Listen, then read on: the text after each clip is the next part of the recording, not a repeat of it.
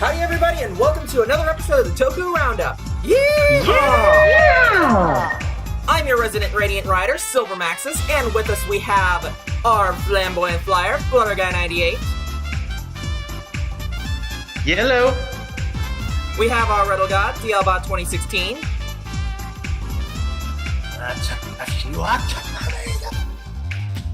It sounded surprisingly quiet that time. And we have our Savage Beam Queen, Ultimate Nerd Girl. Yosha Lucky! Jeez. Is that what you're going for throughout this? Yeah, I am gonna do that every single week. Deal with it.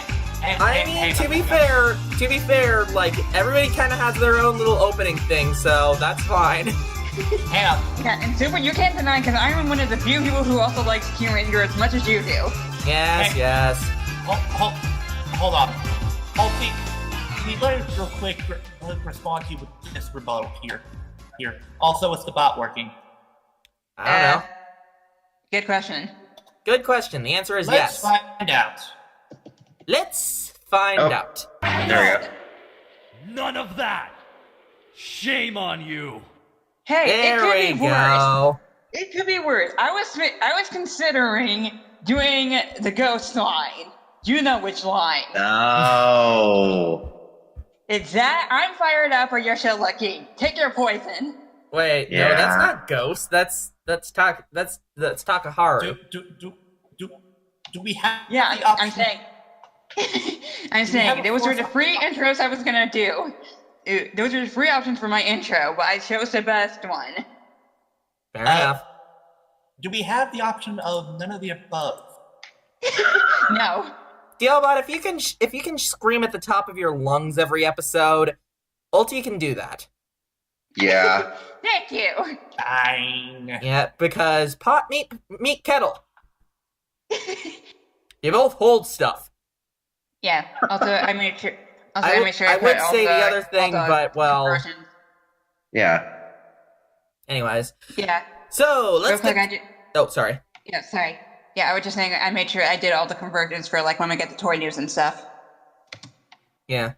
Oh, thank you, Ulti. But yeah, it's like. You're welcome. See? Our Savage Beam Queen, always dependable. Yes. Unlike these two slackers. Excusez-moi. It's a joke, DL. Okay, because if you get my ass for being a slacker, I will have you. You know, I've been very busy with my life lately. Yes, Hey, I know. I have been trying to do more chores. I have been trying to get to the gym. DL, Excuses. you know that I was just joking around with that, right? It's hard to tell with you sometimes, Silver. Alright. Anyways, let's move on to the keyword puzzle. Don't we and, just love each other? and DLBot has pulled a Mick. Oh, jeez. Because you guys want to What know was what the keyword puzzle answer was? No. We were all guessing it was Kai, but no. The answer, Time Naoto Fire. Takizawa, aka Time Fire from Mirai Sentai Time Ranger. Excuse me one second. Let me just grab this real quick. DLBot. Dave! Hey, we don't Dave. Yeah, I was gonna say, you don't, Dave. Slipper. Well, thwap. You get both. You And get here's both, what good I mean. sir. Whap, whap, You get- whap. You get both of these, good sir. Let me quickly explain the keywords. Because leader and Inferno make sense, but those were why we were thinking Kai, because he's the leader of the Magi Rangers, and Inferno because fire. But both of those fit for Naoto. But 29. That's the episode. That's the episode number of his first appearance. Yeah. Here's something you kids should And keep yet, in mind. and yet, When Kai, I and yet Magi Ranger was the 29th Sentai, and so we all thought it was Kai. you all thought it was Yeah. Kai, but it was I, Naoto. Kono Naota. You know what, DLBot? Black hole. What? Did you do it? Yes. But I I have read sent- the first story. You know what? You know what? Too bad. Your first story privileges have been revoked. No! No! Let him do it. No! Let him do it. No This way is a in hell are special you moment taking for this him. away from me. Fine. No way in Special hell are you moment for taking DL. this away from me. Fine. Yeah, I'm But just then, waiting fine. for... You get the first story, then you go to the black hole. Yeah, because DL has been waiting for this for years, First right, you cover, DL? yeah, you cover the first news story, then take him outside and finish the job. I got that reference. Thank There. you. Jesus Christ, it's windy outside. Ladies and gentlemen, for those what a who nice wind. for those who don't, did you just make a card fight Vanguard reference? No! I had a double reference. Oh, Ikataga. okay. Alright, yeah, Because continue. there's another character that also talks about the wind, and those who watch Card Fight Vanguard know exactly who I'm talking about. Alright, DL, story, go. This is your Right. moment. Alrighty, well, news roundup, stato! Go ahead, DL, before you get sent to the black hole again. Right. Anyway. So, as you all know, we're getting close to the tail end of the blue patch. And we are already on episode, let's see here, 35. 35 out of 48 usually. Mm-hmm. So, Give or take. So of course, you know what that means, kid. It's time for new Sentai licenses. In which we have a very interesting license Wait. here, which is going to make DLBot one happy boy. One happy Hang on. motherfucker. Or Yeah. you could say that DLBot is happy in his head place. Mm-hmm. Alright, DL, Hold on. I have a bit that I can do with this. So it's time for it's time for that favorite gamer one. It is time for new Sentai licenses and trademarks. Son of a! fail. Do-do-do-do. Bow. There we go. Anyway, new Sentai trademarks. Of course.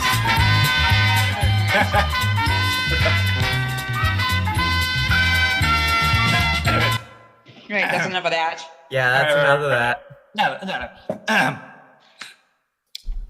Now then, DLBot, tell them what they've won! you've won yourselves a new trademark on licensed Sentai. The series in question will be the 43rd Super Sentai series, and will air on September 20th. Wait, September 20th? Air. The trademark was filed. It's one of my birthday. I was filed. Botch. So to pull out the dweeb voice for a second, excuse me, it's actually the 44th sensation, and Super Major was the 42nd, and After Major was the 43rd. I think that's incredibly stupid. Bang! Shut up, no one cares. Anyway, the trademark has been approved by the Japanese Patent Office. Now, what is the trademark? Kishiryu Sentai Ryu Soldier. Which translates to? Night Dragon Sentai Ryu Soldier. All of these Dragon Knights make a Sentai. All of these Dragon Knights make a Sentai. All of these Dragon Knights make a Sentai. And together we will fight the fight. Yes. Yes! Oh, man. Thank you. I'll be here all night. I mean, much Now like then. how we were Hey, DLBot. excited for the licensing let's ride. for Let's Ride. As a matter of fact, wait, will we get copyright tagged if we play the Dragon Knight theme? I don't know. I don't think so. I don't think anyone cares. Okay. And anyway, But this means that we are not only getting a dragon-themed Sentai, but most importantly, a knight-themed Sentai. Also, you're welcome, DLBot. Thank you. Let me just, Now, for those of you who don't know, I'm a big fan of knights. I have always loved their designs, the lore, and for years, I have wanted, prayed for a dragon, for a knight-themed Sentai, and it looks like it's finally going to happen. If that is true, I do not get hyped, I stay hyped. Hype!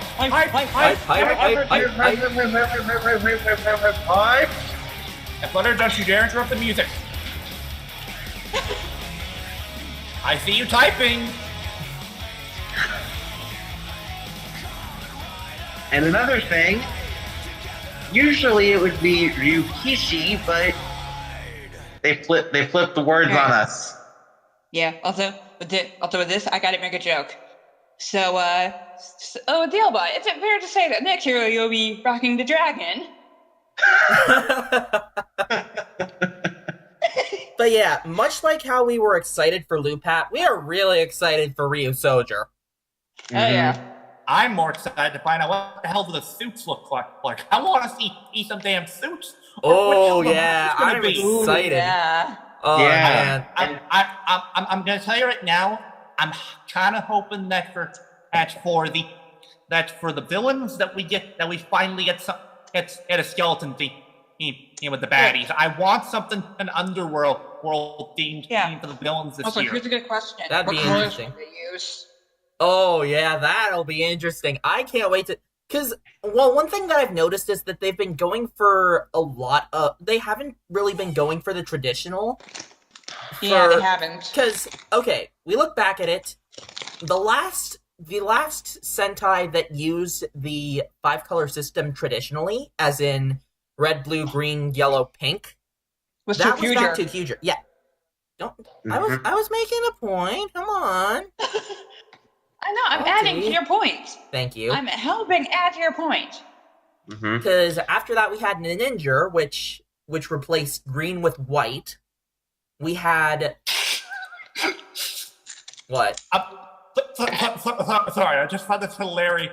If I'll pull it real quick. Just watch it real quick. Oh Jesus, DL. Professionalism. We're swimming in it. DL, don't interrupt. Sorry. I just had to put it in. Anyways, All right, so continuing then on. continue. Yes, continuing. We had Zooger, which replaced pink with white. We had Q Ranger, which included every color under the sun. Yeah. Actually, then- when you think about it, they never really had a white Ranger. And no, we do not count Space Mugen. Yeah, fuck Space Mugen. But the main 7 colors of the rainbow were included. Yeah. And then for Lupat, we split the colors in two, having green and pink go to the Pat Rangers, and the blue and yellow going to the Lupin Rangers. Yeah, and well, this is the 43rd Sentai series. This is technically the 44th Sentai team. Technically, but let's not go into that kind of semantics. Yeah, that's why I did the dweeb thing earlier. Lupat is the 42nd Sentai series, not the 42nd and 43rd.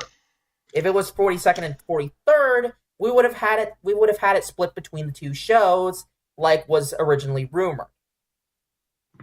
Unfortunately, we did not get that, but I mean, let's be honest here. While that would have been awesome, it would have been a pain in the ass to keep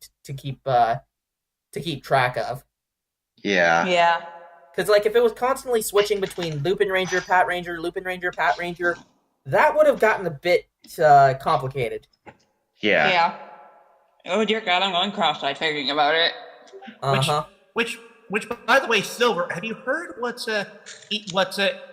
Edie's opinion on this whole matter? What do you say? What did he say? He says that well, it sucks that the Patos are not getting as many upgrades as Lupins. He feels that since this is the final Sentai in the Heisei era, this is more like generation versus generation. With Hot Ranger being an homage to the Showa era themed Sentais, while the Lupins are basically they're representing the Heisei era for the franchise. Okay, that is bullshit, and you know it. Why is it bullshit?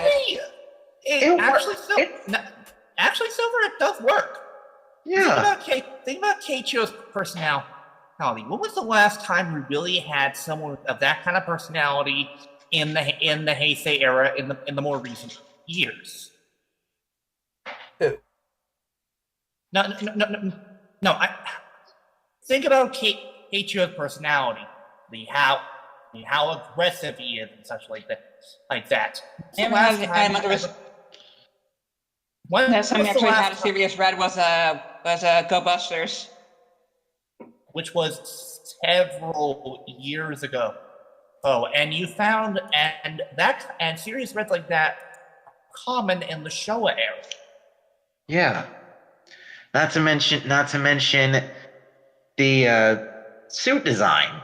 If we wanted to look at the Heisei era and be like, oh, this is the Heisei, or that Lupin Red signifies the Heisei era, we'd have Kairi screaming his head off. Yeah, to be fair, but he doesn't. Here's the thing, Silver. The Lupins are flashy. They have more toys to show off, more upgrades. The Patos are more utilitarian. They have gadgets and such, but but you see them more practical uses. Mm-hmm.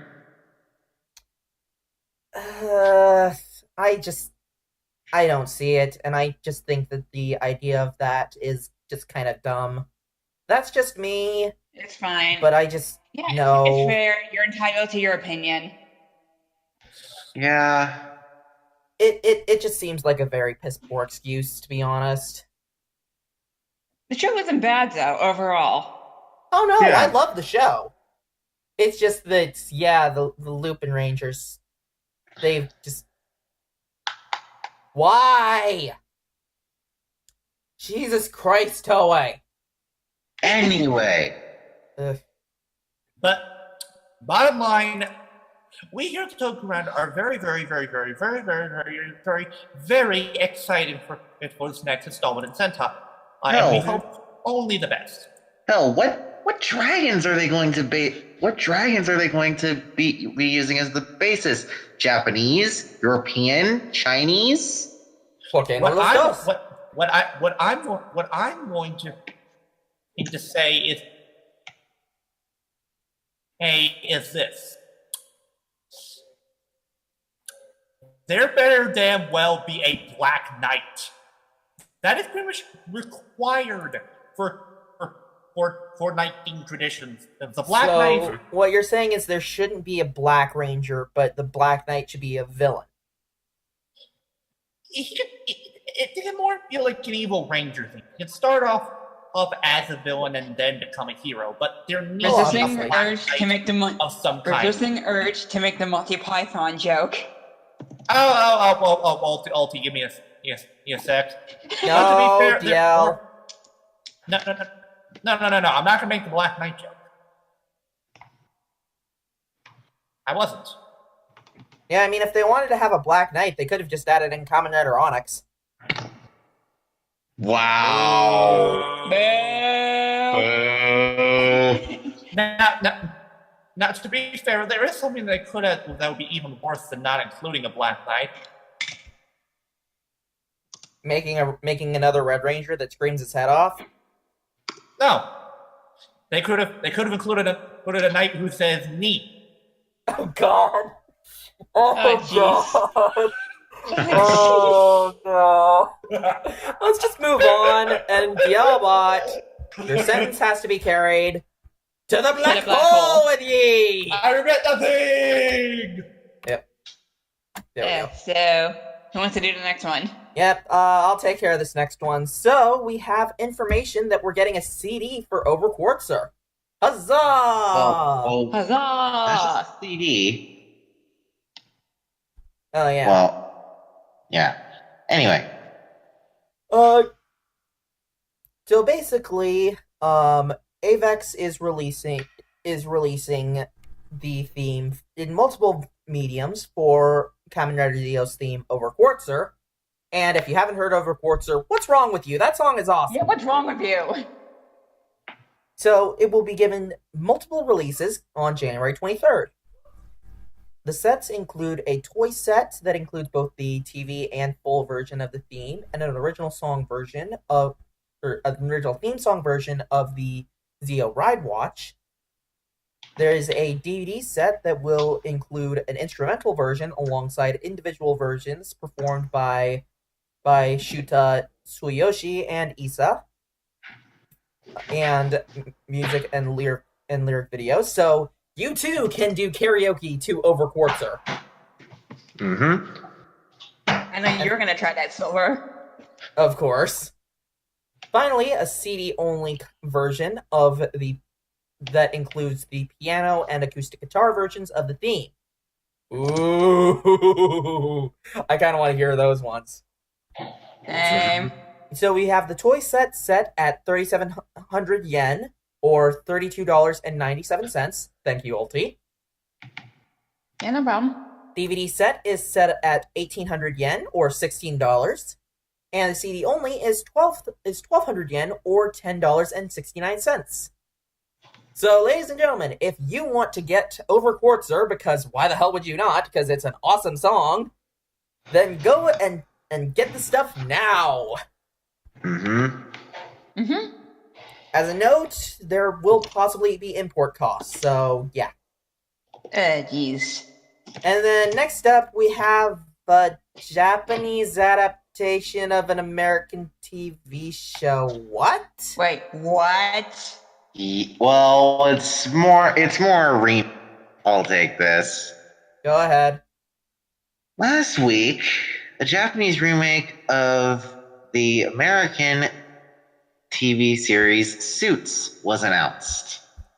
The remake will be similar to the plot of the original, with the only difference being drug references being omitted due to cultural differences. The cast includes Kamen Rider alumni like Hayato Isomura, the actor that played Elan in Ghost, as Yusei Tanimoto. Yay. Yusei? What does this have to do with 5Ds? I was waiting for that. Silver, I like Necrom, so whap! Ow.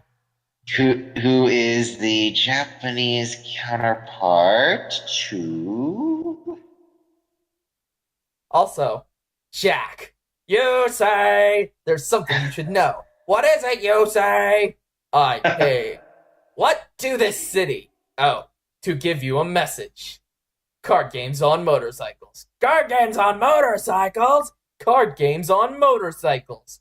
Crow, did you hear that? Card games on motorcycles! Okay, I'm done. Okay then. Anyway, yeah, who is the Japanese counterpart to Trevor Evans? Who is And- Trevor Evans?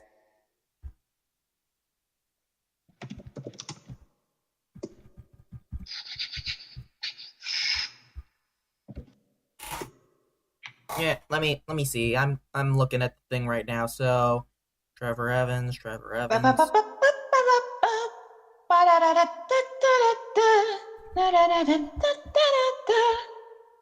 And it's been a minute, so I'll bring he's DL re- back. Oh, he's a recurring character. Oh, he's a drug dealer.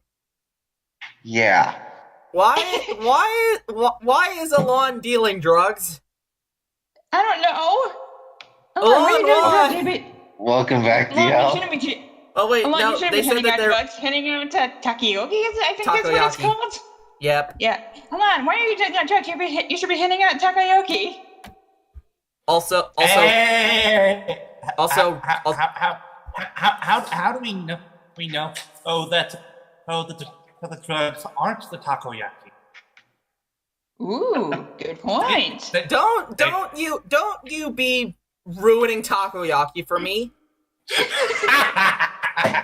Also, rest in peace, Taco Cubon in Seattle. Rip.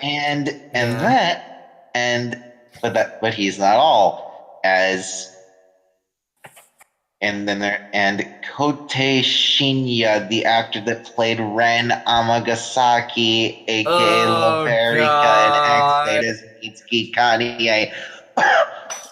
Wait, who? Laverica. Oh. Who is I prefer you when you played a bad ass man wolf and build divers. Wait. Yes, that was it. Yes, that was the thing. Okay then. He literally played a character called Tiger Wolf, and his character was basically an anthropomorphic dude. wolf guy. And who is wolf guy who specialized in martial arts? And so who is his counterpart? Louis Litt. Okay, so one of the main characters. Mm-hmm. Okay. Yes, this lovely gentleman. And another adaptational difference is that Alon's character will have an original little sister named Sari. Wait. What does this have to do with Transformers Animated? Animated. Jinx Yomi Soda. Double Jinx Yomi Soda. There's no double Jinx. Yes, there is a double Jinx. If you say Jinx at the same time, then it's a double Jinx. Yeah. I have Pepsi right here in my room, but I'm not going to pop it open since I'm drinking tea instead. So, I win, DL. The series premiered on October 8th on Fuji TV. Okay, then. I don't have much to say about this because I have never seen Suits. Me neither. All I know is that it has something to do with lawyers. Half of American television. I see now. So what you're saying is it involves the character Ted from Scrubs. Okay. What? I don't get it. You know what? Moving on. He was a lawyer. Hey, so who here likes Masahiro Ino? I do. And who here likes the magnificent bastard that he plays, known as Jinga? I do. Let me take this one. I'm a Goro fan. You know what? Go right ahead, Ulti. Because Jinga's getting his own stage show. Yay! All right, hold on. Okay. Oh, this thing. Okay, yeah. All right, Garo, Hami no Okiba, Jinga, Tensei stage show announced. The follow-up to Kami no Kiba stage show, Garo Project has announced Kami no Kiba Jinga Tensei stage show. It will run from January 5th to January 14th at the Galaxy Theater in Ginza, Tokyo. Masahiro Inoue will not... Yeah. You know what I mean. Masahiro Inoue will not only star as Jinga, but he is also directing. And is one of the supervisors alongside Keita I don't want to butcher it. Amamiya, yeah. Yeah, sorry, I didn't want to butcher that last name. And the tagline is, I will not disappear. I will not be the one to disappear. I will not be the one to disappear. The world will. So, yeah, awesome. But wait, there's more! Because not only that, but Kami no Kiba Jinga is receiving an episode 0, a prequel to the series. So go right ahead and cover that, Ulti. Well, that's more to round out the episode length. Alright, to round up the episode length with the series to 13, the Kami no Jiba Jinga series has received an episode 0, ending it and will end at episode 12. The series premiered on October 4th. I need to go back go watch that. So what exactly is it about? Is it like a prequel series to like Jenga before he became a bad guy? I think so. That's what they're going with. Makes sense. Anyways, and so Yeah. You know that Masahiro Inoue loves playing this character. I mean, yeah, he pretty much loves playing any character that he Hell, does because he loves being Decade, he loves being Jenga. Speaking of Decade, Hold it. Speaking of Garo, I'd like to make a quick plug to a fellow Toku reviewer, because as of today, Deshinta has uploaded his two-part review of Zero Black Blood, which Nice. features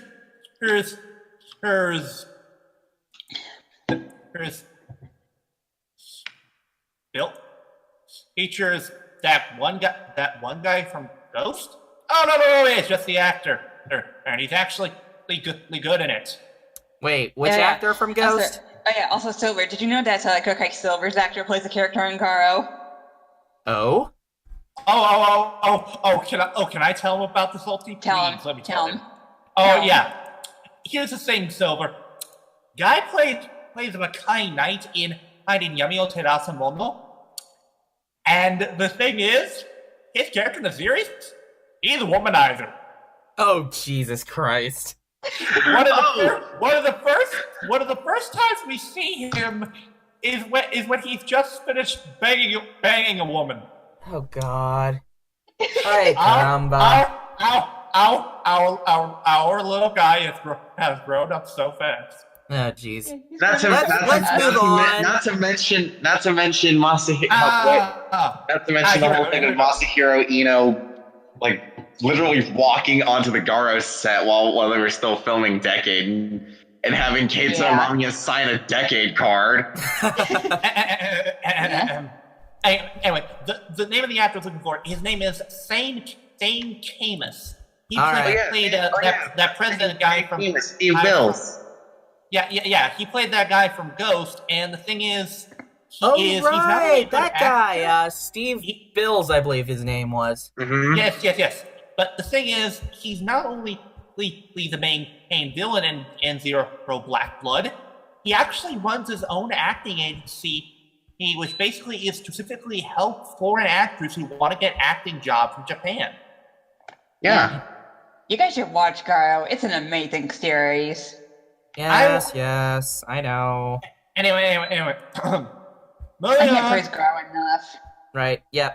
Come on, guys. Alright, moving on. And also, well, one thing before we finish this off, this is all Decade's fault. That's right. So good. Anyways, so next up we have phone cases. Wait, shouldn't this be in the toy news? No. Not the toy specifically? Okay, well, apparently It's not technically toy. Let Flutter take this. Flutter hasn't done anything yet. No, he did the suits. Real I did quick, the Suits remake. Real quick, okay. I need to say this. It's not toy stuff. Merchandise. Merchandising. The corner of the market Anyway. on everything. Coming right out of the phone case. Coming right out of the action figure. Coming right out of the flamethrower. Flamethrower. Kids love it. Kids love this one. Oh, God. We just quote them. Excuse me. Yeah, I remember yesterday I was talking to my mom, and I made a Spaceballs reference, and I'm like, God, the podcast, my podcast teammates and I make so many Spaceballs references. Mm-hmm. How can we not? Exactly. It's such a good movie. Anyway, Silver, go ahead and take this. So, apparently, Showa Note has revealed that there are a set of Kamen Rider smartphone cases to commemorate the end of the Heisei era, known as the Heisei Kamen Rider series Diary smartphones. Okay, Smartphone, what? Yeah. Okay, That's a weird way to end your... You know what? Era of the series. Yeah, hang on a second. Sal! Sal! Oh, hang on. Cell's taking a nap. Cell. Wait. No, wait. We need to revive Cell with the Dragon Balls. Hang on. Cell. Okay, but why though? Okay, but why though? Also, there's a bit of news here. I'm surprised wasn't included. What? Hang on, let me finish this whole thing. So we have so 5 of the cases that are included are Kamen Rider Ryuki, which okay. We have Kamen Rider O's, and then we get to the 3 that are shown right here. That being Kamen Rider X-Aid with the hit and button layout that you see in the middle there. Kamen Rider Build, which really looks really good. I like how that one looks. And then, of course, everyone's favorite, Kamen Rider W. Oh, yes. Not everybody's favorite. Well, excuse me, but I think the W is better than Deno. Thank you very much. No, I didn't mean. I'm saying that I've actually seen people take issues with W. There's one thing that I have to say about the W one. There's not too much on there that screams W. The only thing that I really see is a small silhouette of half the helmet. So Yeah, and the words That's just maximum one side. drive. That's just one side. Flutter, So- you do know how phone cases work, right?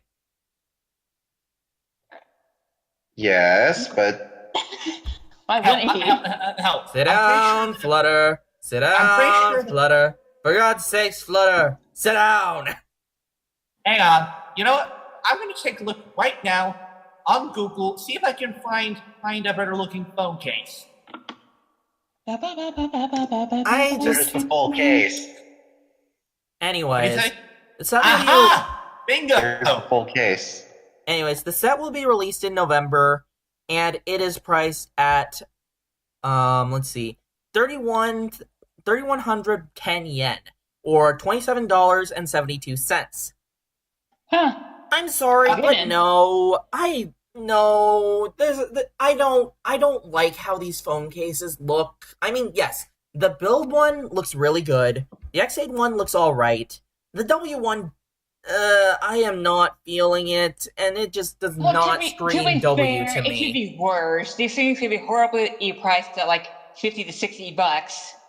Yeah, but these are not worth your money. Even if you are a fan of these series, these are not worth your money at all. I'd still buy one because awesome. Nobody cares, Alti. Okay.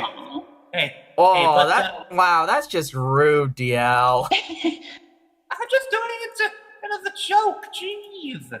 Anyway, I actually managed to find some phone cases. Is online silver. About at least 4 of them. And I Okay, will show link me. pictures of them in the grinder now. Yeah, I still don't get these what you guys call ones. it the grinder. Okay, so these phone cases look a lot better. You know what? As a matter of fact, I'm gonna show one of these right now. Give me a second. Oh, but Silver, I haven't shown you the best one.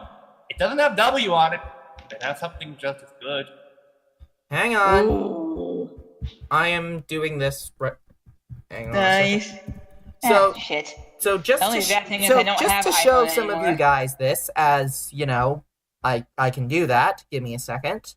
It takes a little while to modify OBS like this. Yeah. Only thing I gotta say. So God damn here's it, why do I not have my phone? My So iPhone here anymore? is the phone case here's one of the phone cases that DLBot sent me. Now that screams W a lot more than these phone cases. And it's just like, yeah, this it just does not look good. Oh, that skull one looks really good. I know. So Oh, don't waste your Would you money. guys say- You could go for Would you guys better. say you're pulling- Mhm. Would you guys say you're pulling a corporate commander? in fact, you know what? Let's take a look at the prices for 2 of these phone cases. Let's see. Oh wow. Okay. Yeah. These are far more worth your money because not only do these look better, do you want to know how much the chibi double phone case and the normal double phone case cost? How much? What? $20. Wow. Yeah. That is a steal. So yeah, go spend your money on these. Don't bother with this shit. As a matter of fact, Corporate Commander, what do you have to say about these? Yeah. Corporate Commander. You don't need.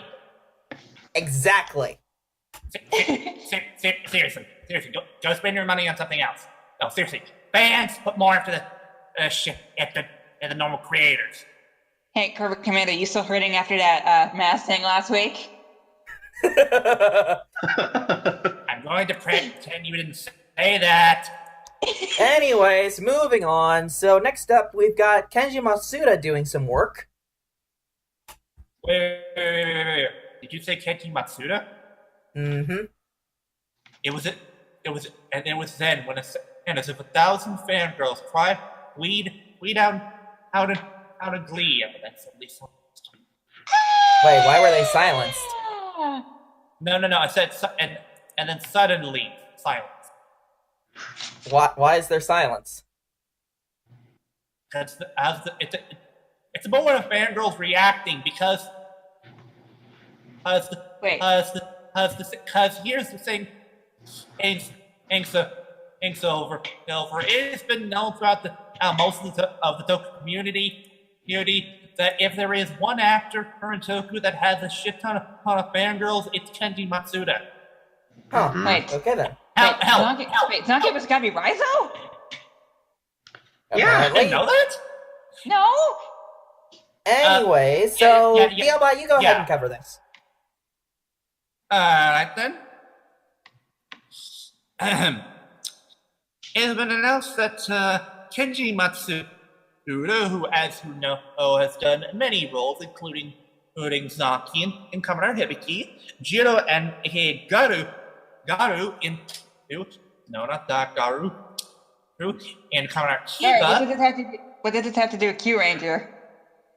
Ulti. I just said that! I will send myself to the black hole. And the voice to the only good villain from the Ninja. Who Gabi sadly Raizo. was killed off before he had the time to. Gabi Raizo. It's fucking the ninja. He has been cast in a series of live-action films based on Tomoshi Kuga's Mahjong Hado Denitsu Tenpai Gaiden and manga. Wow, that is a mouthful. Yeah, seriously, what? Wait, so what's it called exactly? It's Mahjong Hado Densetsu Tenpai Gaiden. Translation! We need it! English, motherfucker, do you speak it? English, motherfucker, do you speak it? I don't know. I think that this has to do with Mahjong? That's the only thing I'm getting from this.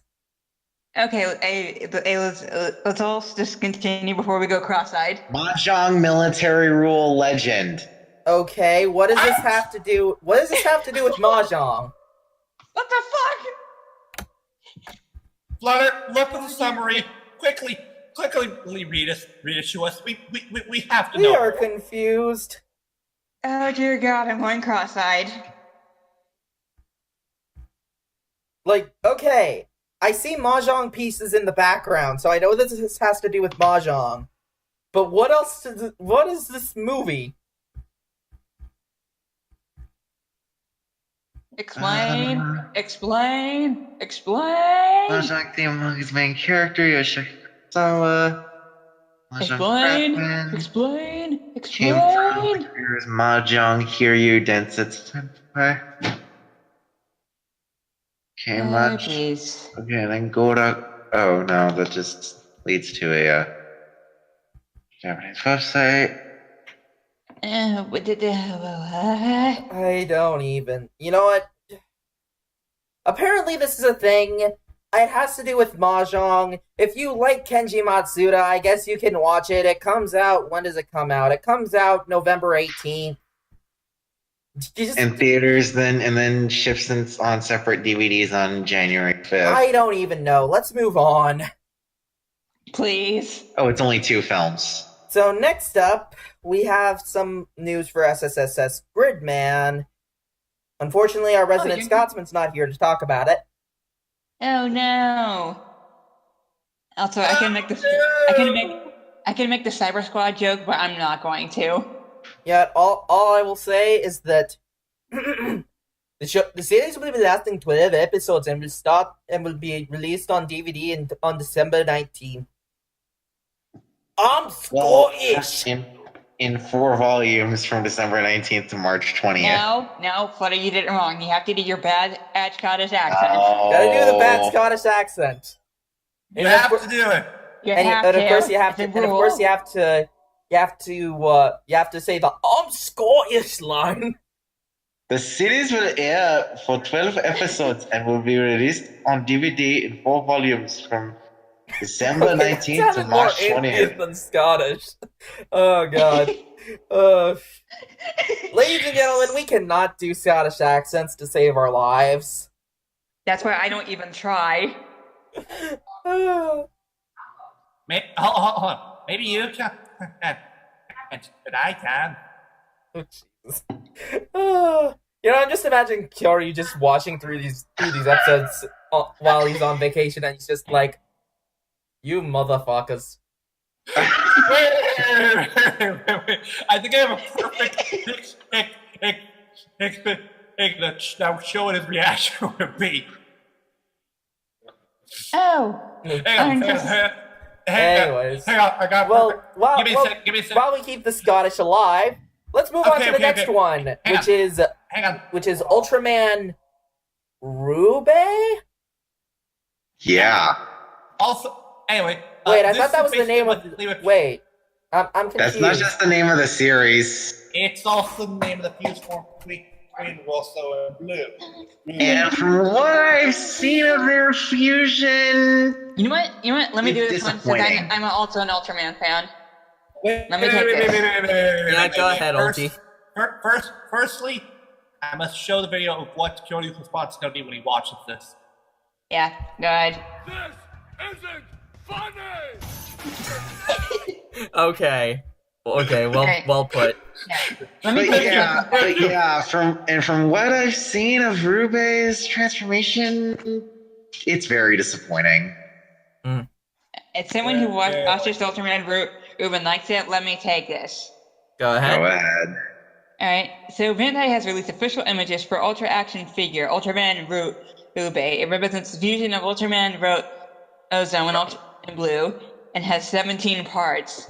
The number of parts allowed for great articulation. It is priced at 2,000 yen, or 2,000 yen, or $17.82, and will be released on October 27th. Oh, just in time for Castlevania 2. Well, season 2. Ooh, nice. Castlevania, this is quite a game to be playing. Simon Belmont, what a lovely name to be saying. I still need to watch season 1 of that. I'm not much of a Castlevania fan, so I'm not either, but what I've been told, it's really friggin' good. Yes, it is. Anyways, so next up on the roster, so you guys remember how we were talking about the super mini plot Astro Megazord and Delta Megazord? Or, well, Galaxy Mega and Delta Mega? Yeah, Bluefin's releasing it. Yeah, we're getting it in America, folks. I know they would do it. Yep, so... No, you didn't. So this this set will be priced at $42 and will be released March 15th. So all you in space fans, you can have your own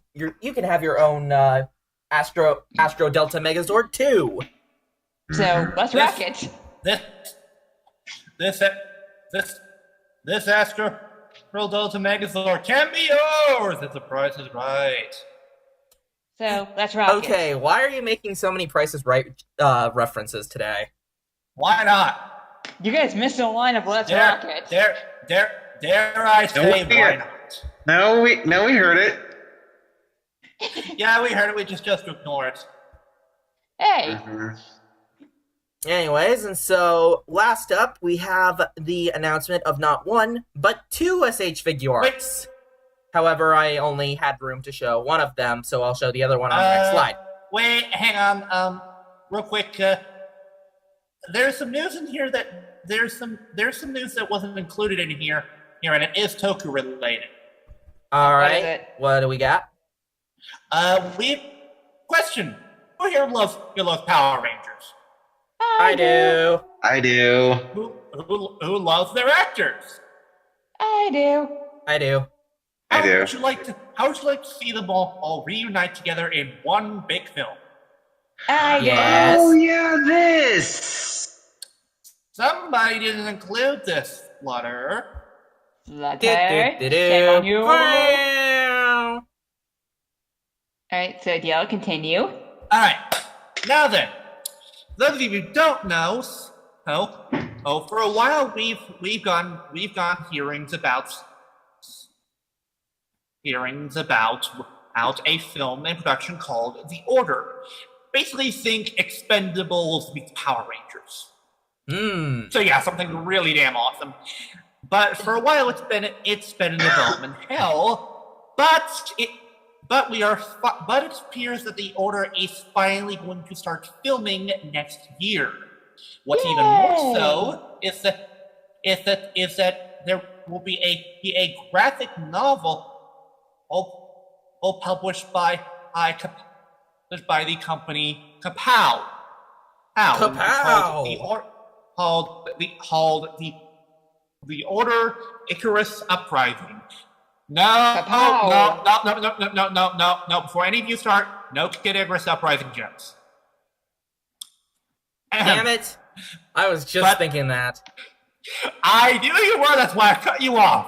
But the graphic novel will be a prequel to the events of the film, and it will be released in 3 parts, and it will be illustrated by Power Rangers fan artist Nathan and Blue. And Is he a Blue Ranger? I think he's a famous fan artist. But some of the writers and creators of the film are Karen Ashley, who was Aisha in NPR, David Fielding, the original voice of Zordon, and, of course, your boy, Johnny Young Bosch. Hell yes! Yay! Who are all going to be starring in the film alongside many other Power Rangers alumni. Yes. Tell us who we got, Dale. All right, then. Hey, give me sec. Heck, let me pull up another poster so I can show. Off who we got. And oh boy, we got a huge cast. Oh boy. And you want to know who's one of the main headliners in this on the poster? Who's that? Who? To borrow a quote from Forever Red, you guys didn't think I would let you use without the original Red Ranger, did you? Oh, Yeah. Austin St. John. All right. Running down the line, we have Walter Jones, Captain Sutherland. Yes. We should probably list who each of these played. So Walter Jones being the original Walter Black Jones. Ranger. Zach. Keto. Master of Hip Hop Keto. Also Silver. Thanks to Walter Jones, I now have a new joke I can use. What's For the that? ladies, only one word: Mastodon. Also, the Black Ranger tribe will now represent, or however it was. Black Rangers forever. Oh, wait, Okay. yeah, because this was on YouTube. Yeah. Anyway, Anyway. Okay. So we also have Catherine Sutherland, who played Cat, the second Pink Ranger, and the Ranger Pink. She also played a Pink Turbo Ranger. Well, the first Pink Turbo. Yeah. We have Azim Rizik. Azim Risk, yeah. Riz, who played Jake in Megaforce and Super Megaforce. Yeah. And I've actually now before anyone say anything, I have met the dude. He is pretty awesome. In fact, I did talk to him a little bit about Kamen Rider. I mentioned Double in particular to him, Silver. Ooh. And I have a feeling that I may have planted the seed that one day he might, if he has free time, he might watch Kamen Rider series. Oh shit, Nice. He's planting the seeds. Anyways, continue on with the list. Right. We have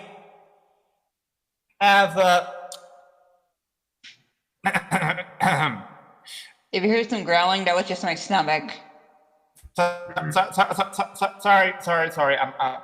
I'm trying to remember or the actor's name. The actress who played Divatox. Hillary Shepard. Hillary Shepard Turner. Yes.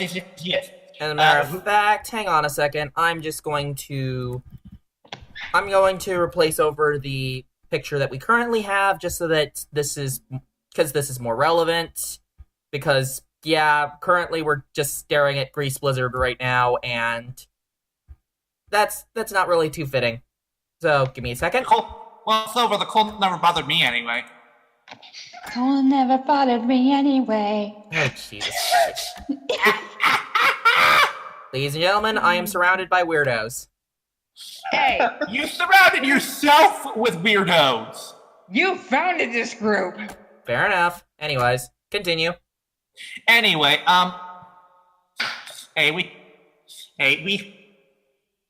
we have Jason Font, aka your boy, the Red Time Force Ranger. Oh yeah. Nice.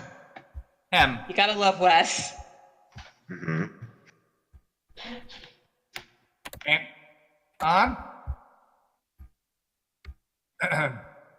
We have Steve Cardenas, as aka Rocky, the second and Red Ranger and the Blue Zeo Ranger, and I have met the dude. Chill as fuck. Nice. Nice. Standing next to the original Red Ranger over there is none other than David Yost, who, as you know, played Billy Cranston in Very nice. in NPR. Right below him. Oh hey look, it's the commander of Hyperforce. Oh, and Wait, what? Yeah, Jen? that's Jen. Oh, yeah. oh yep, because we've got Aaron K. Hill, Deborah Phillips, Nice. and Daniel Southworth from Power Rangers Time Force as well, joining their Red Ranger. Aaron K. Hill, of That's course. Southworth, my boy. And you know what? Say it right, Quantum Ranger bitches. Yep. Yep. And of course, Aaron K. Hill playing the Pink Ranger, and Deborah Phillips. She was Katie, right? Yeah. Yes. Okay. And speaking of Hyperforce, it's Jack, aka Mr. Paul Schreier. We also have Steve Cardenas, the second Red Ranger. Already went over, Steve. Oh, sorry. I'm very much behind. Can I continue? Right below, Mr. Quantum Ranger, bitch, and the guy who needs more RAM for his phone currently. Wait, what? It's a joke because his character is currently available in Night Sequel. Right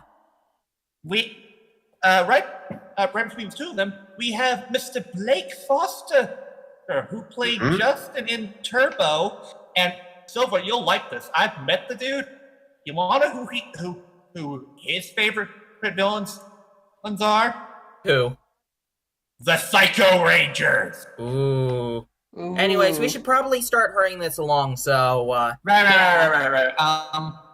Alright, I know that the actress standing next to Southworth is familiar. Here, I can't put my finger on it. Melody Perkins. Oh, right. Melly Perkins, a Corona Hail astronomer. Astronomer. yep, Yeah, we have Astronomer. Hail Astronomer. Astronomer, aka Corone, aka the second The Pink Lost second. Galaxy Ranger. Who We also- actually shows up as the Pink Ranger in Shattered Grid? Yep, we also have Nakia Barais and Hillary Shepard. Nakia Baris. Oh. Nakia Baris. Excuse me. And of course, we got your boy, Yoshi Cesarso. Yoshi, 100%. Hooah! Yoshi! No! Not that Yoshi. God damn it. No! None of that! Shame on you! Oh, Can we come send Silver to on. the... Wait, is it possible to send Silver to the black hole? No. Fuck. Anyways, shall I don't know. Oh, that's Guys. a challenge. No. guys? Okay. Fine. Anyways, Fine. let's move on to the actual news that we have to cover, because we have not one but two SH figure arts, and let's get to those right now, shall we? Mhm. So starting off, we have the Kamen Rider Grease Blizzard SH figure art. Stands at 145 millimeters tall, comes with the North Blizzard full bottle, and a set of interchangeable hands. Hold on. I have a joke we can make here. I guess What's Company that? would have lived if we just learned to let it go. Hey, Volt! What killed the three crews? The Ice Age! And then, and then secondly, we have SH Figure Arts Kamen Rider Mad Rogue. Also standing at 145 millimeters tall. Comes with the Nebula Steam You Blow. guys got away with my Frozen joke. Sorry. Wait. Hang on. So there's one ice pun that we haven't made yet, and I'm surprised that we haven't. And so I'm going to do it right now. Give me a sec. Ice, baby. No! Not that one! Yeah, I'm fine with that joke. Okay. Give me a second. Here we go. You know what Kazumi's first reaction was when he basically became Grease Blizzard? What? What? I was frozen today! Yes! Yes! Oh my god! Oh. Christopher Lloyd for the win! Thank you. Yes. Lloyd. Thank you. You are very welcome. It is about damn time that we make an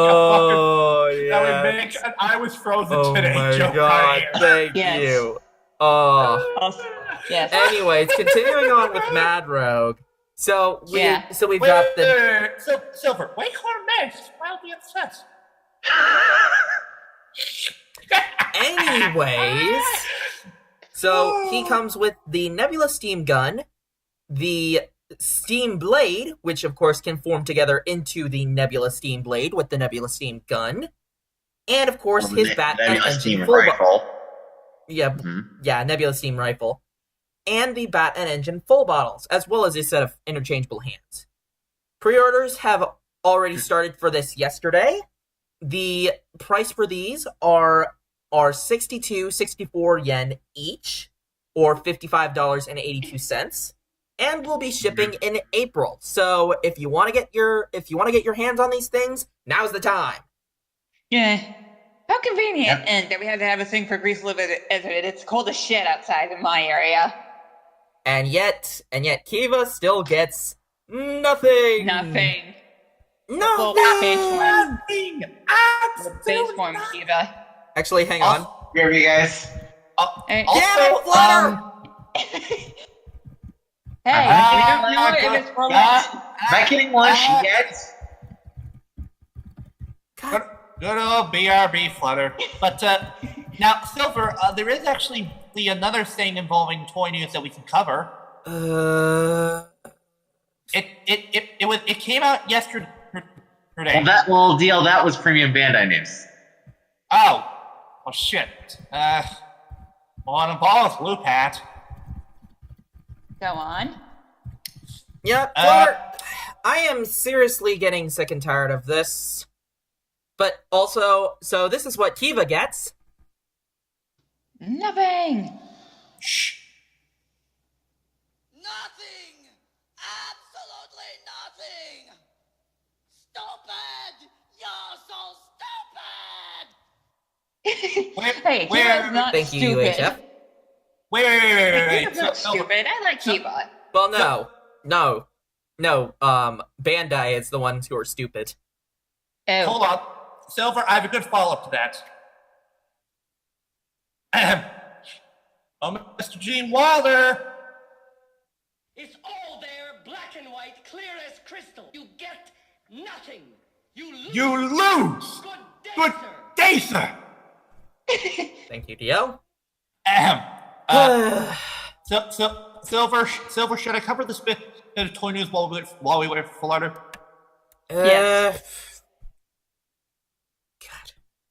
Why does he keep doing this? Because he has stuff to take care of. He's a busy boy. He should not eat lunch in the middle of the podcast. He didn't say he was eating lunch. Yeah, he just said, hey, BRB, why are you assuming it was lunch? Because it's always lunch. If it Not was lunch, he always. probably, if it was lunch, he probably would have said it He was would have lunch. said so.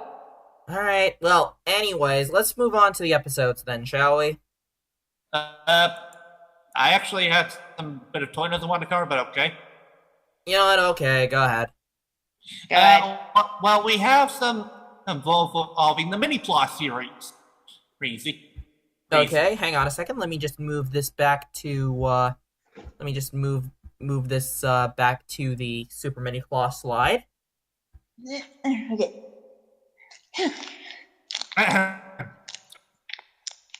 Anyway, we have some new additions that's being announced for the Loop at Mini Plus Series EX. Ooh.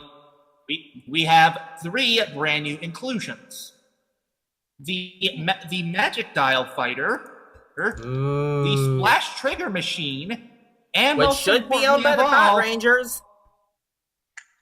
And most importantly of all, the Lupin Magnum, which can turn into its mecha form. And all of them look fantastic, especially the Magic Dial Fighter, because the hand looks very, very nice. It's nice because the thing is, the hand is actually not only in good proportion now. You know how the toy basically has like 6 fingers rather than just 5? Okay. Well, this one actually has only 5 fingers. Okay. So yeah, they fixed that one little problem the toy had. And the sets all look great. Great. Very well detailed. The stickers look good. And the mechs all look fantastic. Anyways. Oh, sorry. Sorry about that. Hell, the Lupin and Magnum mech actually looks like it has way more articulation than the toy does. Speaking of which... Oh, sorry. He's actually even got... Believe it or not, this version of the Lupin Magnum, he can move his legs! Oh, Nice. okay then. Anyways, so, let's... Speaking of which, let's get on to the episodes then, shall we?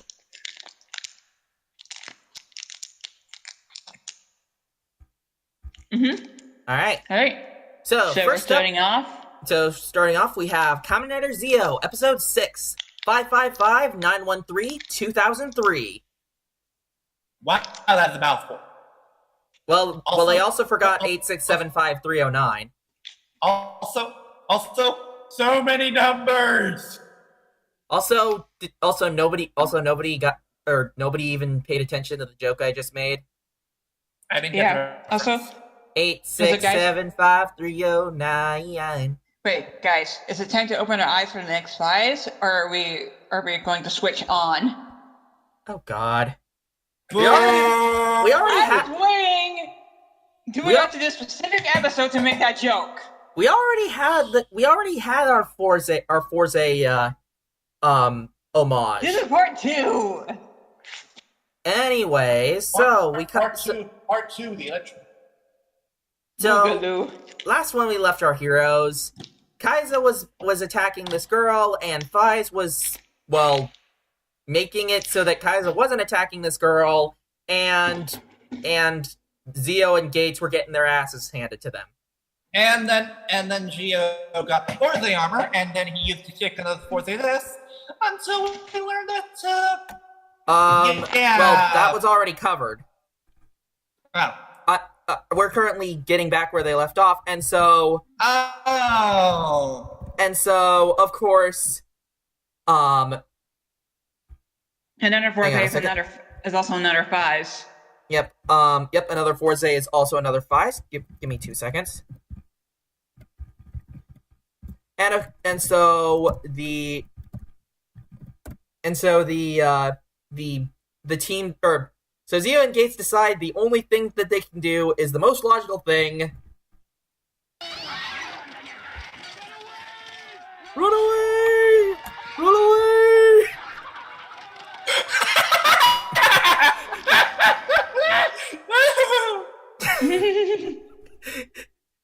I'm sorry, I had to.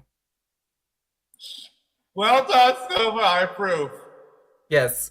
So they retreat, and we cut to, Kaiza and... my brain's kind of blanking at this point, so... Yep.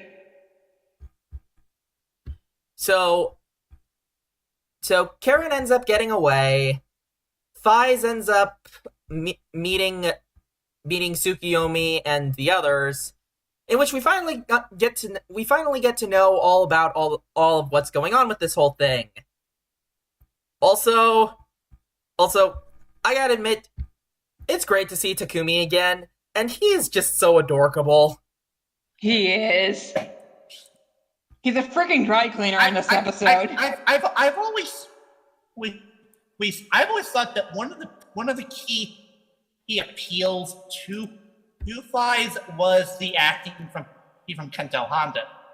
From what I saw on most clips, he does a very good job. Tell he had an easy job just slipping right back into the role like an old pair of shoes. Mm-hmm. Yeah, he was great. He's great.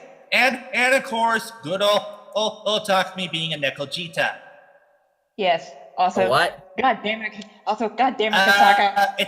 It's a habit he has in series. He basically blows something that's incredibly hot. Ah. Yeah. Is that because he's the wolf Orphanok and because... Yeah, he is. Yeah, and so he doesn't like hot things because he's an Orphanok? Yes. I remember, yeah. But, that was a thing. Anyways, but we end up finding out... Which, by the way, spoiler warning for those of you who are expecting a reference to Faiz being an Orphanok, they do not reference that at all in this episode. Yeah. Hmm. In fact, this episode has a few things going against it. But enough about that. We have an unraveling mystery to discover. Have discovered that the missing case involving the Libra girls has been going on longer than 2011. How did you miss that? Actually, Silver, there is an explanation. Okay. Here's the deal. All the Libra girls that were attacked in 2011 were at Amanogawa. The rest of them were attacked at different schools. Hell, later in the episode, Kyron, that's her name, right? Just say Karen. Karen, whatever. She says that she basically went to different schools yearly to try to avoid another her Faiz. Now, one thing that we should note is something that they found out is that Karen has been dead for over 15 years. Interesting. As soon as I saw that, my first thought was that she was an orphanage. Yeah, let's be honest here. Honestly, I feel they should have made her. It makes more sense. Hell, here's how you could have done it. Say that she's an orphanage, but that the reason that she was dying was due to the effects involving the orphanage king. Remember at the end of 5, it was hinted that Takumi was going to die as well. Write it off, saying that Karen was dying due to that, and another 5 basically was doing this to preserve her life. Now, a lot of you may be wondering, considering last episode, why is it that Kusaka and Takumi are alive? As Kusaka died at the end of 5, and it was revealed in Kamen Rider Yongo that Takumi ended up dying after dying as well. Yeah, dying after the events of 5. And as you know, at the end of Yongo, Takumi erased himself from existence. How is that answered here? He didn't exactly erase himself from existence. He erased his future self from existence so that he died sometime after 5. Who knows how long ago it was, but... They even reference it. Yeah, and actually, I recently rewatched Yongo because, when Go, Shinosuke, and the others took the picture at the end, he's no longer in the picture as when it had been out there with all. And to answer your question, how are they alive? Is there an explanation as to why they're alive? Is Kusaka really working with the Time Jackers? The answer to that is, of all those questions is no. No, we do not get an explanation as to any of this. Okay. One thing is that, well, if we look at how the Time Jackers affect the different riders, and yes, it is very confusing, I know, but here's my hypothesis, is that since they erased the timeline of Faiz from history and made it so that Takumi was never a rider, then that would mean that Kusaka was never killed as the whole results that transpired among that whole thing. And as we recall, the villains of Faiz also disappear when Faiz's powers get erased, meaning that there was no Orphanok threat, and thus we have Takumi and Kusaka as they never died. Yeah. It is confusing as all hell, but at least it makes some sense. It does. Also, dear mother of God, DL. Yeah. Was you know what? Never mind. I'll save it till after we're done with the episode. But okay. I need to talk to you about something. Right, but actually, so. I think jeez. What the hell? What that was the fire alarm. Ow. Sorry, ladies and gentlemen. Mop.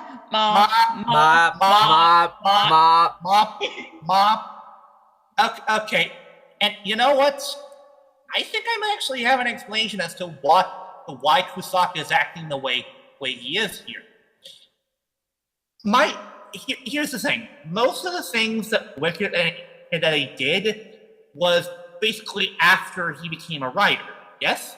Yeah. Yes. Well, if he was never a writer, that means most of the evil things that he did and basically all the evil plots he had and all the times he tried to get into Mari's pants, and no, I'm not kidding about that people watch the series. Kusaka was a giant dick. Maybe because of the fact that he was never a writer, that Kusaka was made somewhat a better person? But he still kind of is a bit of a creep. He's still a bit of a creep. But as a matter of fact, Takumi still says that Kusaka's a creep. And that he's still an asshole. I have a feeling that the one of the main effects of the whole them not being viruses anymore is that they're not truly enemies. They still hate each other, but when push comes to shove, I guess they'll be there for one another. He said I'm that gonna they're be perfect. friends I'm gonna be somewhat. perfectly honest that it's like, it's confusing. yeah, I kind of thought that you would It be is. pissed at that. Well, It is a bit thinking about it how you put it, it kind of makes more sense. And to be fair, we all kind of saw this coming, that there would be some sort of big change with Faiz, given the fact that Shurikura don't know jack about the damn series. Yeah. Yep. Yeah. Also, But- we figure out the reasoning for why another Faiz, aka another Forze, is doing what he is. When Junichiro shows up, saying that he brings in an old stereo and he just uses new parts to make the stereo better and fix it, and thus he brings up the Theseus paradox. Do you guys know the Theseus paradox? Yes, actually, Guts even wanted me to mention that specifically. Mm-hmm. That if you keep repairing stuff with new parts, is it even the same boat? Or, well, I guess that in this case it'd be a stereo. Hey, nice stereo. Yep. And so we find out that another no, Forze...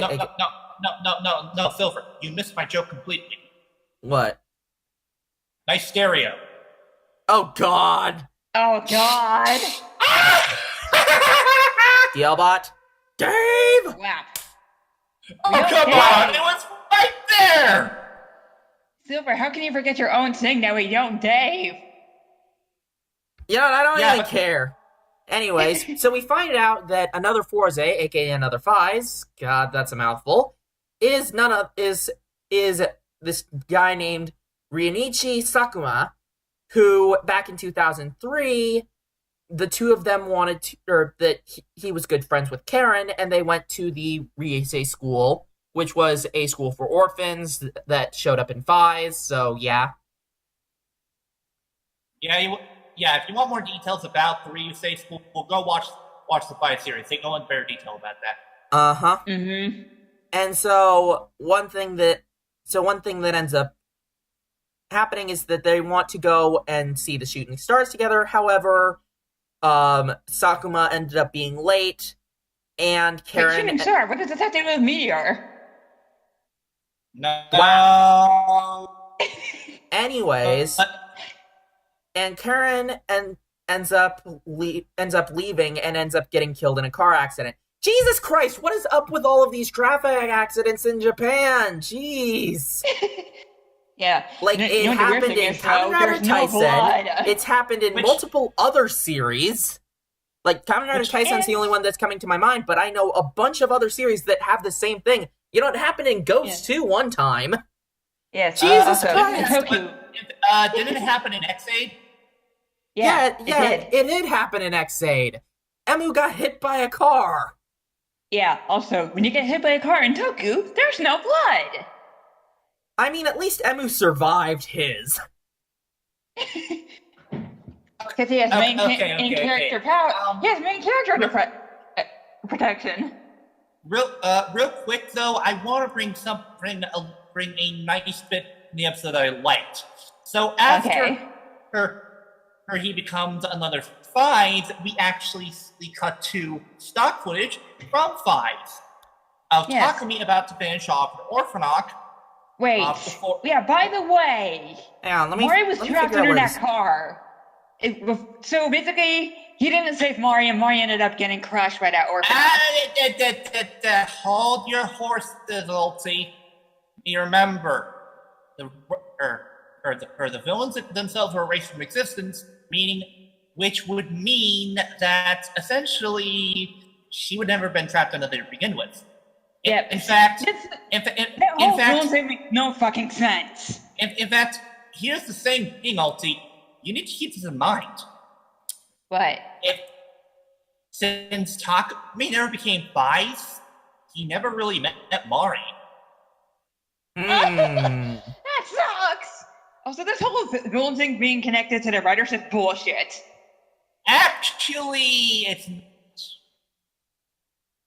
I would say some of the villains existed before the writers showed up, so they wouldn't be connected.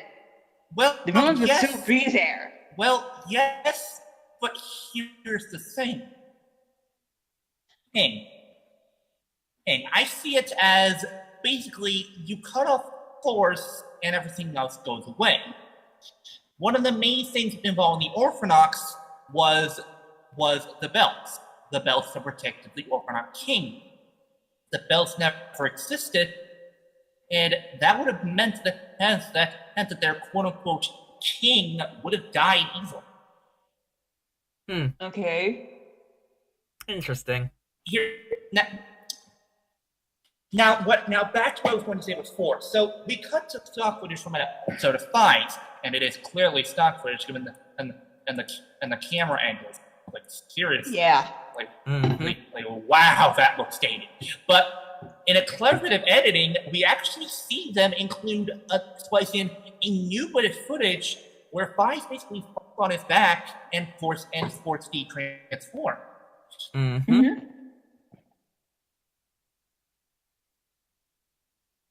Interesting. Yes, Very very. interesting. Anyway, so what I was saying, we see a scene where Akumi's transformation is canceled and he falls on his back, and Kento Honda basically has the same aim hair that he had in Faiz originally. I think that's a good bit of editing, and I give them credit for that. Yep. Yeah.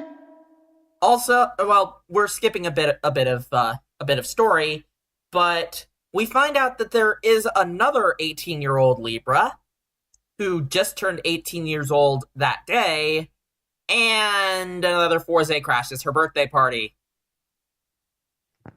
Surprise, motherfucker. Yep. So after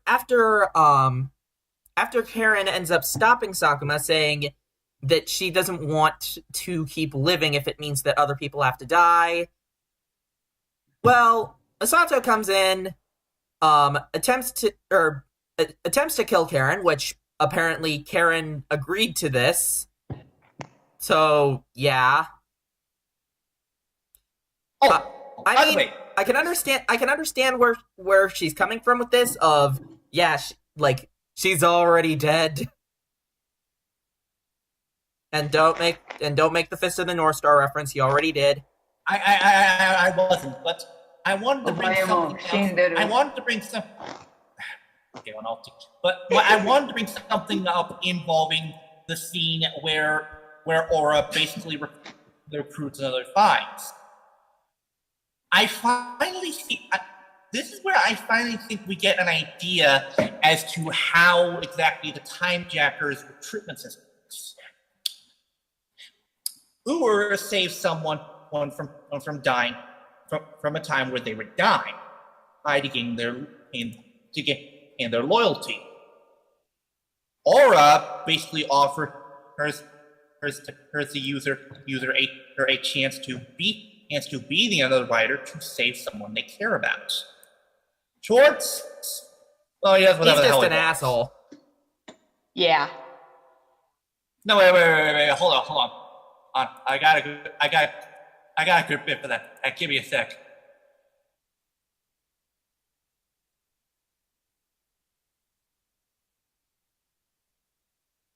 Okay. Hang on.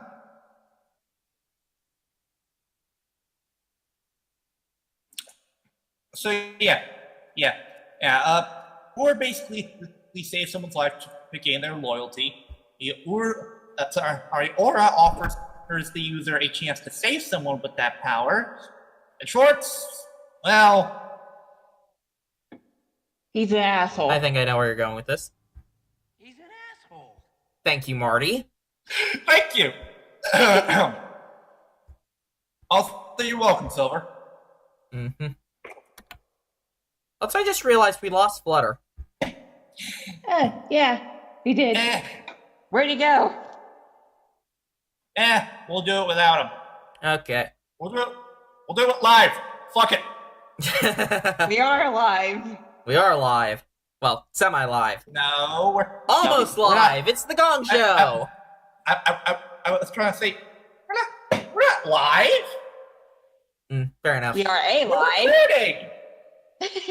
Anyways, We are moving on. And we find, anyways, so after this whole thing, Takumi ending up saving Masata, saving Kusaka. And then we find out that Takumi has the Faiz ride watch this whole time. And What? I mean, of course, you do realize that they keep having these. He pulled it out ride of watch- his ass. I mean, he pulled it out of his pocket.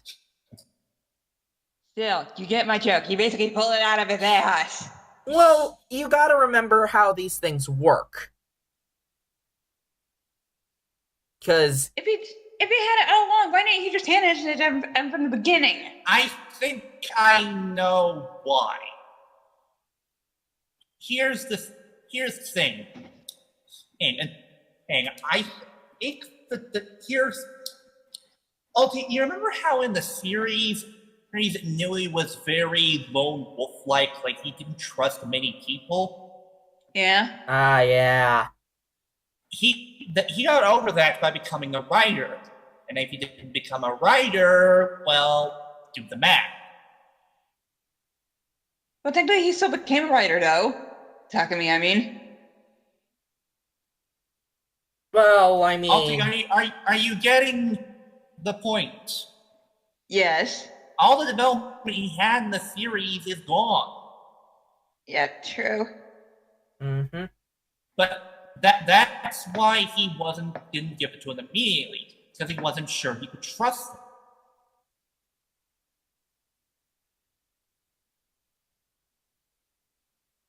Anyways, Now, this would be when Sogo given the ride watch, you think, oh, he's going to go back in the past to fight the. but nope. Frickin- This is a two-pronged attack here.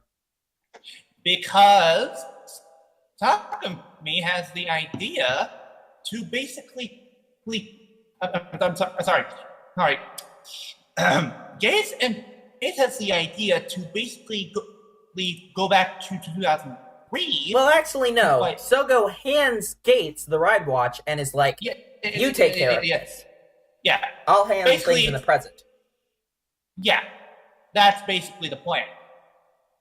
In which, okay, here's where things get a little confusing, as we're gonna fast forward through a little bit of this, as, a lot of this is just, a build up to the fight, because we have Aura telling Gaze, basically, if you defeat him, you do realize Karen will die, and Gaze being like, she's already dead. Yeah, and actually, this whole thing, it actually sort of is similar to something in Zero Black Blood. Now, for those of you who don't know, in Zero Black Blood, the main villain, Ring, basically has the idea for a utopia where horrors and humans can live peacefully. The way that he does that is basically every month or so, one human is offered willingly as a sacrifice. Basically preserving one life, basically sacrificing one life to preserve many others. Yep. That's basically the philosophy that is going on here. The philosophy of one life is not worth the death of several others. Mm-hmm. Mm-hmm.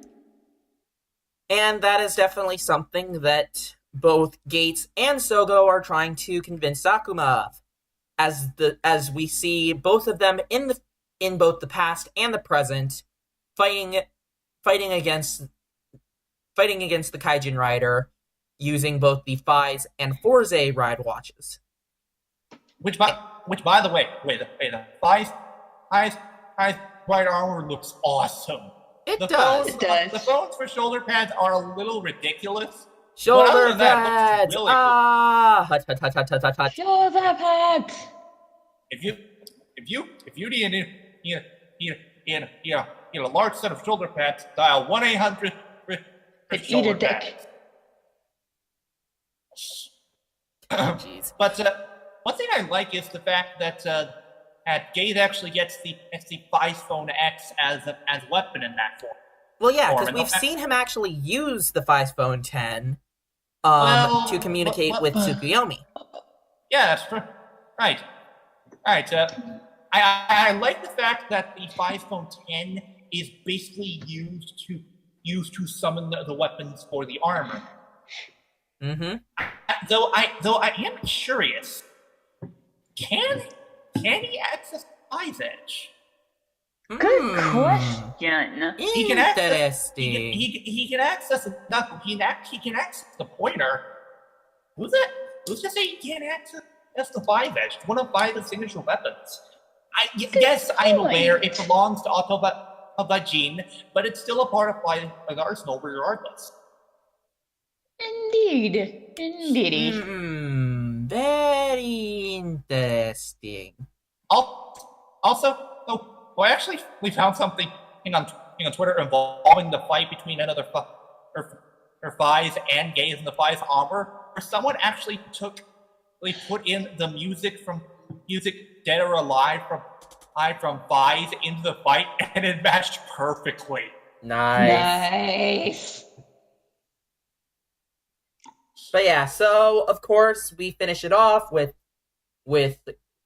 Zio defeating him with the limit time break in the present, and we get to see something truly awesome as Gates ends up using the exceed time burst, in which he does the actual finisher from Faiz. And I gotta admit, I love the look of the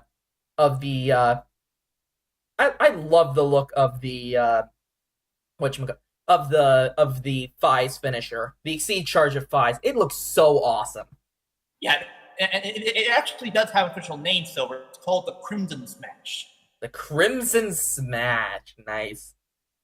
Insert your own My Hero Academia joke here. My favorite part about the attack is not just the attack itself, but afterwards how Gaze just walks away as the Faiz logo appears on another Faiz as the explosion goes away, and he walks away like a badass. So would you say he settled it in Smash? Nice. No. I deserve that joke. Ulti, sit your $5 ass down before I make change. No. Anyways, so everything kind of just wrapped. Oh, sorry. Also, one more thing I want to bring up involving I can't remember another Faiz's user. What's his name again? It doesn't matter what his name is. All right. Well, also, wait. I wanted to bring something. So I'm reading off the wiki, and so the weapons that Gates Faiz uses is the Faiz shot and the Faiz pointer. Would that mean that the Faiz edge would be called the Faiz edge? No. No, wait. I got it. You know what it should be called? The Faiz edgier edge. Oh god. Jeez. Okay.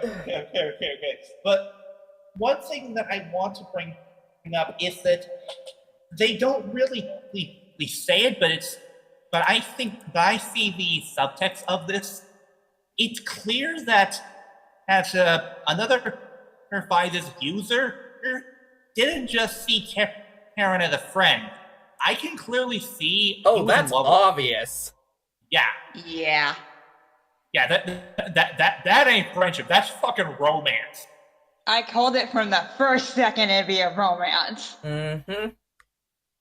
Check out And that phone. Check out that phone. unfortunately, Oh wait, I just called it. unfortunately, Karen of course, has to die, but tells Sakuma to live for himself before being erased. Oh, Why didn't they kiss before that? I remember. Yes, Sakuma. Now, I have one joke to make here. Sakuma, I don't feel so good. No!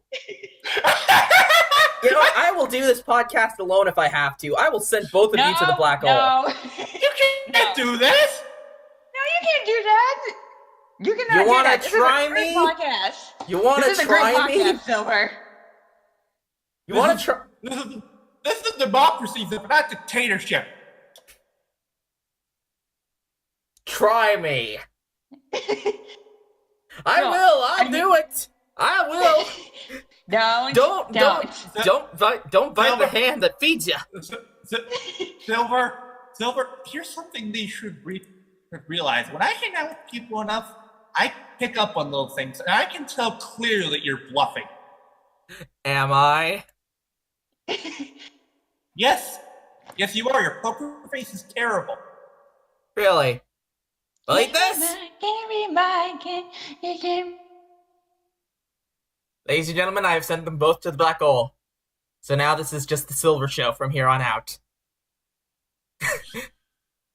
Okay. Boom, dude. I was gonna bring you back. It was just a joke. No, Walty, why'd you leave? Oh, what you did now? Oh. No, bad boy. Shame on you. I was gonna bring you back after a few seconds. Ha! I knew you wouldn't fall through that. I mean, I could have. I would have been just fine just sitting here for a minute and being like, okay, so, ladies and gentlemen, this is now the Silver Show. Really now, Silver. Why don't we test that theory? Let's go to the black hole real quick. Oh, wait, no, guys. Okay. No more... Well, fine then. I guess that this is how it is. Okay. Anyway, so we finish up with this whole thing, and yeah, honestly, I am feeling really sad for Sakuma. It's like he just lost the love of his life, and that just really sucks. Anyway, so we end off the episode with Tsukuyomi reminding Sogo that he needs to give the blank ride watches to Faiz and Faiz, and Sogo's just like, crap, I forgot, and runs off to give the ride watches so that time does not cause a total paradox. Anyway, so we end this thing off with Waz. Also, where the hell were you throughout this entire episode? Seriously. Like, you didn't show up at all. But he ends up showing that we have another rider that's showing up, as we now have Kamen Rider Wizard at a familiar donut shop. Oh god, I hope that we don't see the donut store owner. Oh boy, I'm getting Movie War Ultimatum flashbacks. Hey, jeez. Anyway, so overall, pretty good episode. I'm not really complaining. So I give this episode, I give it a B+. There were a lot of things that were very confusing about it, but I was able to handle it just fine.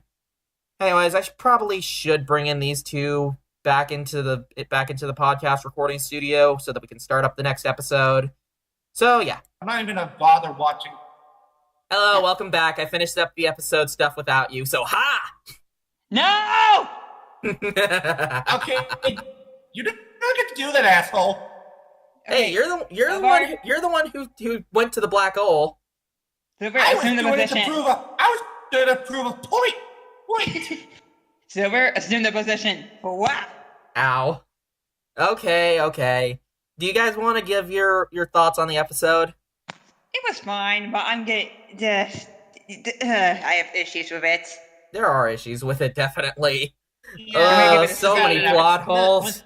Without a doubt. Honestly, the problem is, I feel this episode does not really feel like it has this Faiz in it. This feels watered down. Yeah, understandable. And I feel that one issue is that they haven't really explained how the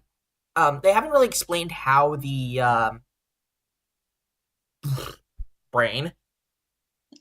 They haven't really You get where explained it's how going. the Time Jacker's power stealing works exactly. And so And how this is not horribly it feels affecting the very timeline. confusing. Yeah, exactly. Because there are a lot of things that without the Kamen Riders, the timeline probably would not exist. Exactly. So, yeah, it's making a lot of very confusing parts. Don't get us wrong, we still like the series, but Yeah, and this here's the is thing. one... When they get to Blade, here's the master problem with Blade. Blade, in the final episode, he prevents the end of the world by becoming an undead. You took that out, Hachime's the only undead left by the end. Mm-hmm. So... But Alti, wait, you know what? That right there, that is the explanation of why they put in the whole thing with the villains are tied into the writers. Because it's like you mentioned, if Kenzaki never became an undead, that meant the battle royale now would have ended with the Joker undead winning and everyone dying. And so that's why they had to do it, because if they just left it where the villains were still there, that would mean that, well, the world would have been in shambles. I'm very confused on how this is going to go, but I'm also very intrigued on how on the implications behind these time erasures. What I honestly feel one of the biggest disappointments is in this episode, I hate to say it, is Kusaka. I gave an explanation as to why he's like this, but it doesn't mean I have to like it. Because this isn't Kusaka. This isn't the character that we love to hate. He's not exactly. He's not an asshole. This isn't Kusaka. It's someone who looks like Kusaka and has his face, but none of the personality. Yeah, I am legitimately disappointed about the fact that Kusaka was not in League with the Time Jackets. I felt that would have been perfect. But no, it's just there. Yeah, I feel that there are definitely... He did not do the smile once. I do feel that there is a lot of issues with Zio and how this is turning out.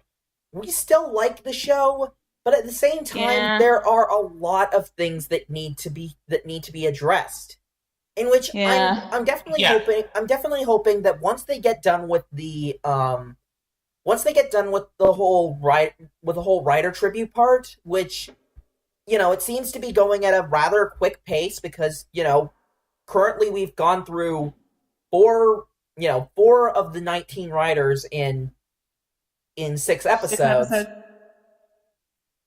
And I have a feeling that they're probably going to do this sort of thing for the other, quote-unquote, Phase 1 Heisei writers. Because, let's be honest here, I don't think that they'd be able to hold together a plot about Kuga, Agito, or Ryuki, just to name a couple. They wouldn't exactly be able to do this. They wouldn't exactly be able to run this sort of thing with that, or the way that they are. Yeah. Also, what's a Ryuki? Yeah. What's Ryuki? Usaka or Yuto? How? Anyways. Anyway, next episode, it's time for magic. Shut up, you weirdo. But it's showtime, people, because next episode we're going back to was it 2012? Yep, 2012. I thought it was 2014. That was when Wizard took place. Nope, 2012. Yeah, 2012, 2013. We are going back to the time of our Wizard heard, heard, heard, and I'm gonna give them credit here. It looks like this next episode, we're just gonna get character development, which I give them credit for because we don't see the wizard ride armor. I have a feeling they're gonna get it the next episode, which I like because let's be fair, one of the biggest issues here is in pacing. It looks like they're finally starting to get that. Also, one thing I think is interesting is if you see in the preview, you see a bit where Dave is actually trying to fight Woz. Makes sense. We haven't seen him really confront Woz in. Oh yeah, we didn't see Woz at all this episode. Yep. I'm kind of disappointed we didn't get to see Woz's reaction to Geo not using in the 5 ride watch. Exactly. What the hell? I was expecting something like, "You fools! You upset the natural order." Okay, for one thing, Woz is not a crow. Anyways, let's move on to the next episode, shall we? In which we have... But wait, one thing I also want to mention is that, well, first off, we have the appearance of another wizard who looks fucking badass. Uh-huh. But if you look in a scene, there is a shot of 2 ride watches in the pair of nets. One is obviously the wizard ride watch. The other is gold and black, which, if you look closely, has the Beast logo on it. Yep. Mm-hmm. So, get your mayonnaise, kids. Uh-huh. Anyways, let's move on to Lupat episode 35, The Good, the Bad, and the Normal. Can I speak real quick? Sure, go ahead. Did anything really happen in this episode? Like, anything of real significance? Nope. So that means this is filler. Filler time. But I'm honestly a little bit disappointed because I know this is filler, but we've done this kind of thing with different halves of people before. We've done something unique with it, but I think that it's a good character building episode. I honestly think it's a good character building episode. You know, it's the good kind of filler. The kind that builds on the characters and helps make them, work better. As this episode focuses on Kogure. Silver, I hate to say it, but I disagree. All right. Okay. I understand what they were trying to go for. I completely get that. They wanted to give us more insight into Kogure and the way he does things. That's cool. However, the thing is, most of these character traits that he has, well, we kind of already suspected he already had those. And not only that, we don't really learn that much about his past. We don't learn anything about his past other than a comment from Kyrie saying that he admired motorcyclists at the end. That's it. No hint as to who he was before. No hint as to why he chose those Kyrie, Umika, and Toma. Nothing about her session and Arsene. Nothing. Okay, that's fair. I understand as much. At the same time, I think it was a nice, fun episode, and I do like that it does show a bit of, Kogure is worried about these guys, and the fact that, he's kind of putting them in danger. This is kind of a bit of an add-on to last week's episode, where we're talking about that they shouldn't be thieves for the sake of saving people, as this is very dangerous. Now, let's just quickly go into the episode before we get too far into this, shall we? Yeah. Let's finish the episode before we dive too deep. Oh, God. Jesus Christ. Anyways, so we'll be very brief about this. So basically, the Marvel TLDR version of this episode. Huh? It's a video series. You've never heard of Marvel TLDR? What? No. They talk about comic arcs in a like. They just like briefly summarize comic arcs. Like I think that they did the Infinity Gauntlet arc as a TLDR. I'll show it to you later. Okay. Anyway, so we have Kairi meeting up with Kogure for some reason.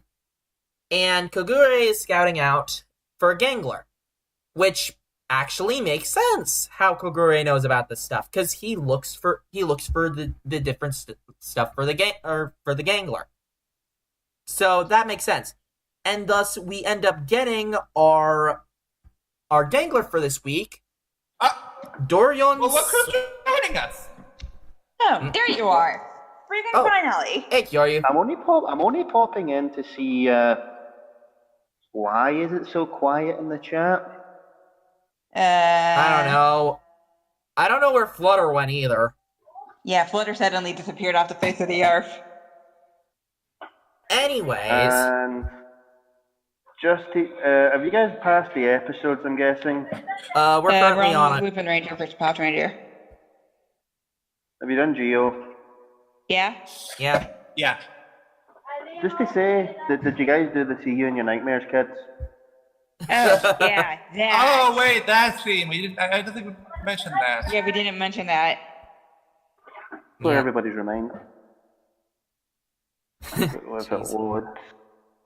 Anyways, so moving on with the episodes. So we meet Dorian Sanpu. Okay, that's enough, Scotsman. Anyways, Bye moving for on. now. So we have Bye. we have Dorian Sanpu, who is a mole-themed gangler, and his Lupin collection is Le Grand Fossé, or the Great Divide. And I know that's a song reference. Wait, the Great Divide. What's that have to do with Avatar: The Last Airbender?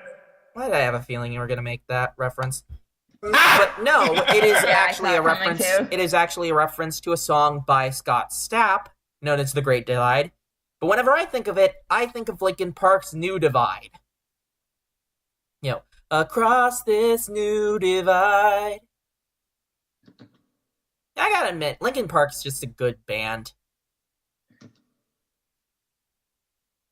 I don't know. Anyways, so the Great Divide has the ability to split people into three parts. One copy is, kind of like how they normally act. One copy is of their best traits, and the other copy is of their worst traits. For Kogure, the good side of him is always wanting to help others, whereas the bad side of him is very reckless. So, yeah. Yeah.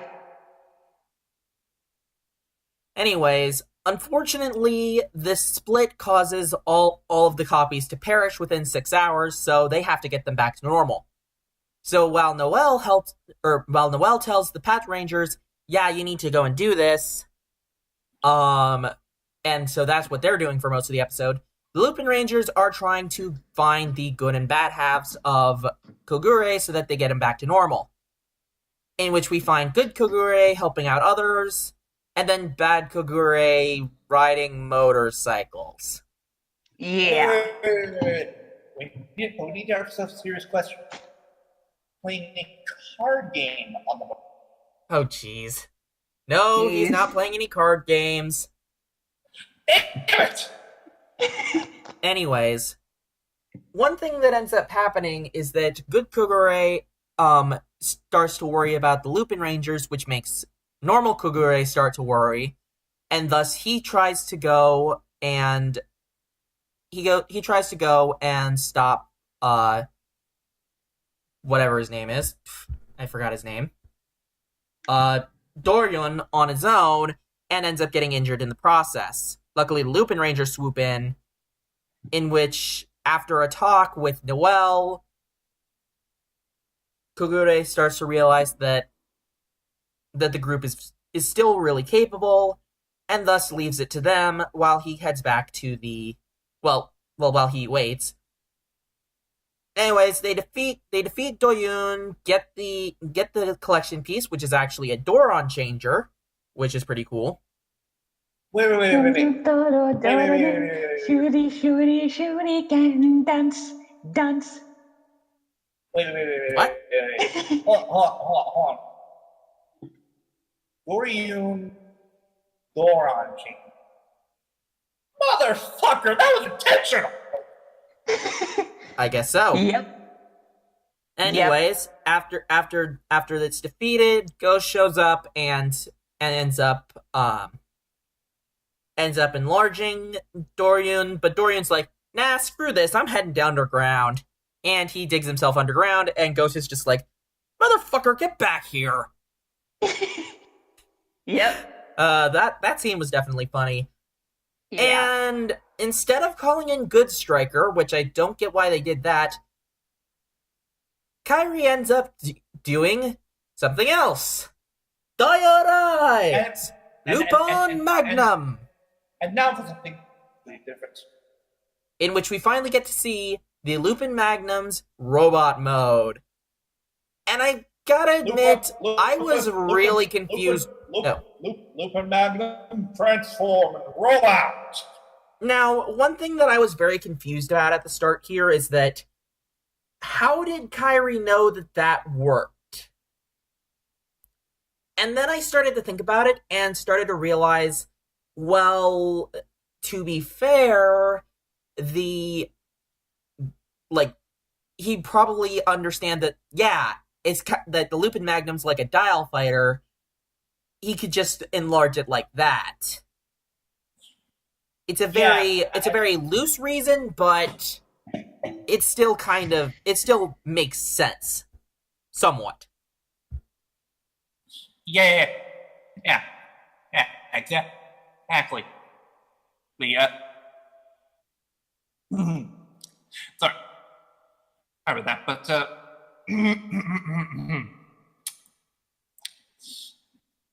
now the thing is, we also get a new insert song from this episode due to the Lupin Magnum robot mode. Mm-hmm. I believe the singer is actually Yuffie. Okay. And he's done several seasons in Toku, but can't list them off the top of my head. But regardless, Silver, I actually do have I do actually know why. Sorry. I'll tell you why. Why? Yeah, sorry. Also, ow, I just felt a hot tea on my leg. Ow. Karma's a bitch. Yeah, it is. Ow. Anyway. Now, Silver, I actually do have a simple explanation for why Kairi sent down the Lupin Magnum. Here's the thing. How big does that hole exactly? The hole that he buried through. Is it as big as a too black big. hole? No, what I'm trying to say is the hole would have been too big to fit Lupin Kaiser. That's fair. Yeah.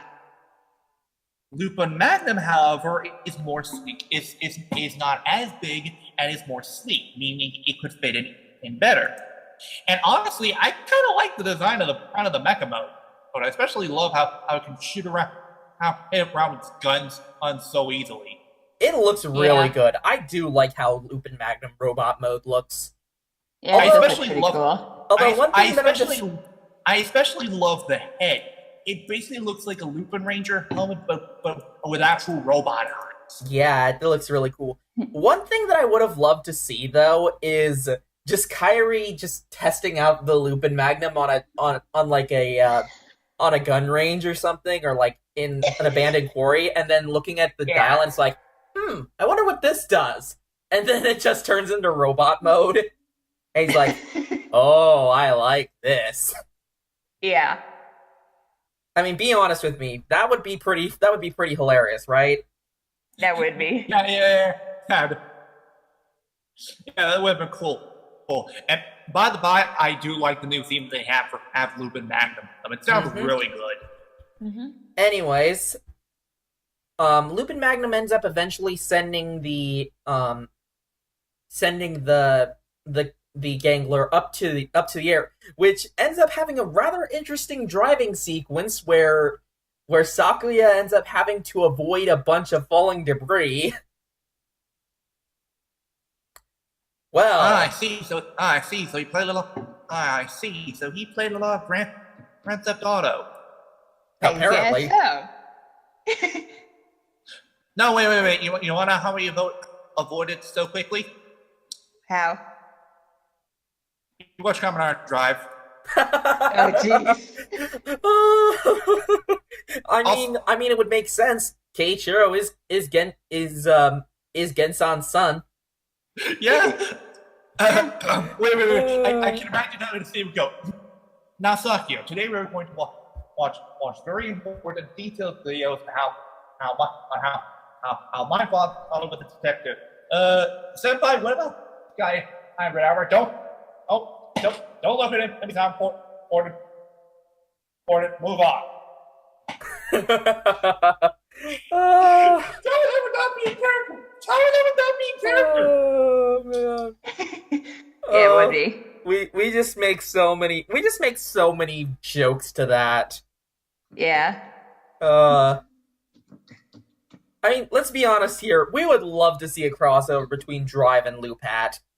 Yes. It's practically begging for one.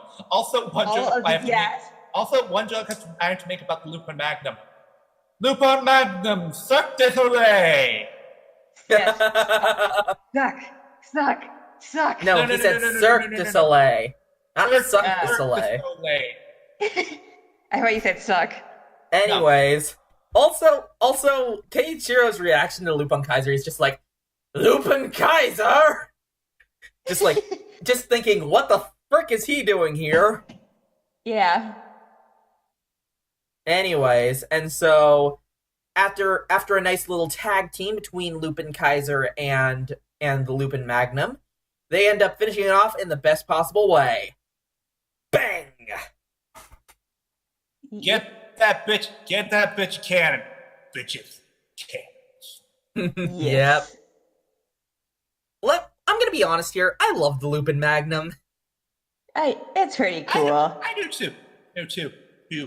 Also, we should probably mention this one thing about how exactly the people are brought back into one single being.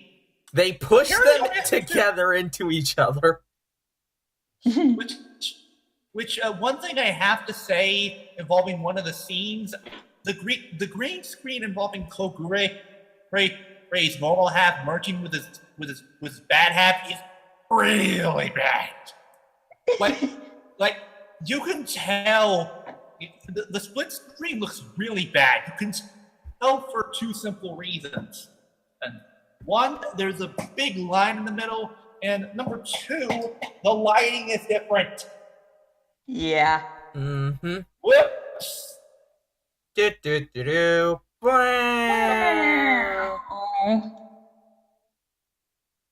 Anyways, so now that that's all done, we finish up the episode and I thought it was alright. Oh, it was good. I give it a B+. Looking back, guess it wasn't that bad. I'll give it a B. I'm gonna give it a B too, because I didn't think it was that bad. Okay, that's enough. No more pictures, one Ulti. more. Yeah, last one. Okay, moving on. Last one. Moving on. Sorry. Ulti. I said that was the last one. Okay, now then, remove these so that we can actually focus. All these that needs to be later, please. I will. Yeah. Anyways, so now that that's all finished, let's move on to the weekly plugin, in which this is actually a very special weekly plugin for me, as this is something that my best friend has been working on for a while, and I wanted to talk about it. Ladies and gentlemen, I present to you the Senshi Study. This is a podcast that my best friend Jordan, aka Cuttlefish Productions, has been working on for months now. It is a podcast where he goes over a bunch of different magical girl anime with collabing with a bunch of his friends, in which I end up showing up in the first episode, and pretty much any time that he'll be talking about Sailor Moon, I'll be there. Sailor Moon. Yeah. But yeah, I have been supporting him with this project since the beginning, and I'm really glad that he was able to get it off the ground, because Jordan is one of my best friends, and I care a lot about him, and I am so happy that he's able to get this working. But I thought we were your best friends, Silver. Yeah, but we were your best friends. DL, Ulti, you guys do realize that while you guys are my friends, I only know you through the internet. Jordan, I actually know IRL. Fine. Why did you say so? You've met him, and I've told you before. I know. I just wanted. Anyways, so you can find the podcast on Podbean, you can find it on YouTube. He got it approved for Google Play, and it seems like things are looking good for it. And so I highly, highly implore all of you to go and watch this. If you're fans of magical girl anime, just please go and watch this. It really helps him out, and I give my seal of approval for it. All right. I'll check it out. And I know I say, what's over? What does the podcast have to do with Tokusatsu? First of all, shut up. It's Silver's pocket. Do whatever the hell he wants. And I think he can dial to plug in his own friend. Phrasing. Yeah. And the fact of the matter is, the weekly plugin, I feel like we're a bit too strict on this. Of the weekly plugin, we've been using a lot for a lot of Toku shoutouts. And yes, this is a Tokusatsu podcast, but I feel that we should do more than that. We shouldn't limit our options because of that. So yeah. I think that we should start promoting more channels that do other miscellaneous stuff. We need that, Silver. Well, I have an idea for who we could do. Okay. Also, DL, I've noticed that your mic's a little quieter. Hang on, let me turn up the volume a bit. Okay. Interesting. Sorry, it kind of sounded like he was a bit muffled. It's fine. Alright. So yeah, definitely go check him out. He's awesome. And I kind of show up in it, but it might seem like a shameless plug, but cheap ass plug. Okay, yes, it might seem like a cheap plug, but at the same time, this is me legitimately caring for my friend, and I want this to get off the ground because this definitely means a lot to him. And thus, all right. it makes me happy to see him getting followers, and, he's my best friend. I've known him since the beginning of college, and we're really close. And as such, go watch the Senshi study. It helps us, it helps you, it helps him. Basically, help me to help you to help him. Oh, so it's the Gurren Lagann logic. Believe in the drill that believes in me, now to believe in you. No. Silver, did you just reference Bronx New Groove? I mean, yeah. Get out! Get out! Oh, come on. It's just a joke. I know that movie's bad, but... I never actually saw that movie. It's bad. I wouldn't, LT. It's not that good. Yeah. True, you get more of Yeez and Kronk, but it's not in the best of ways. Yeah. Right. Anyways, so shall we send me a link to the YouTube page for your friend's thing? All right, I'll make sure to. I mean, I'm gonna have everything posted in the description below. All right, fair enough. Anyway, wait. We never talked about the next episode of Lucas. All right, next time, it's a bomb. And hey, Kate, just being you're mellow. Oh shit, it's gonna blow up. Oh shit. Anyways, let's move on to the weekly topic. And since technically it is my birthday next week, and I won't be here next. Happy birthday! Omedetou! Subarashi! Yeah. However, I won't be here next week because, well, I have people. Yeah. Well, more that I am going up to, Bellingham, where I went to college, for next week, because, well, my friends and my girlfriend are there, and I want to celebrate my birthday with them. Make sure she gets you a big smooch. Yeah, I mean, yeah, of course. So yeah, I will not be here the Saturday after my birthday. So we're celebrating it now, and we're celebrating it with my favorite Sentai, Go Busters. More specifically, wait, really? It's your favorite Sentai of all time? Yeah. Oh, you have been on this podcast for months now, and you have not known that. I know you loved it, but I didn't know that you held that as your number one. Yes, I have. It is number one. Hey! Oh, Jesus. Anyways, but more specifically, we're talking about the crossover between Go Busters and Gabon. Now, one thing that I will say is that I love Go Busters a lot. And I'll admit there are some issues with it, and which I can kind of understand why some people, mainly Deshinta, would not really care for it. However, I do personally really love the Go Busters. Their personality, their weapons, the plot. Overall, it's great. I don't see why Deshinta calls it slow and boring, but that's his opinion.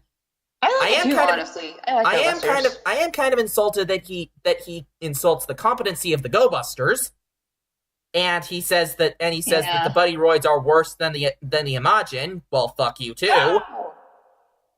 Okay, Jesus Christ! No, you say you don't say. Okay, no. I'm not gonna lie. That's pretty harsh. Bullshit.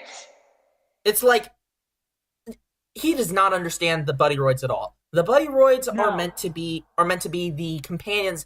And here's the thing: compared to the Taros, who kind of take over the show, the Buddy Roids act as supplementary partners, and they are important characters. They are very important characters to the Go Busters. Not only as helping them pilot their Zords and being these companions, but also being their friends. And yes, I get. Part of the upgrade. Yeah. Also, they're the upgrade. The thing is, okay, you guys know about the Go Busters backstory. You know about the fact they were orphaned as kids. Here's the thing: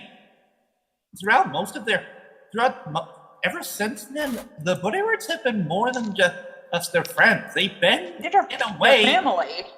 Yes, exactly. Oh, thank you.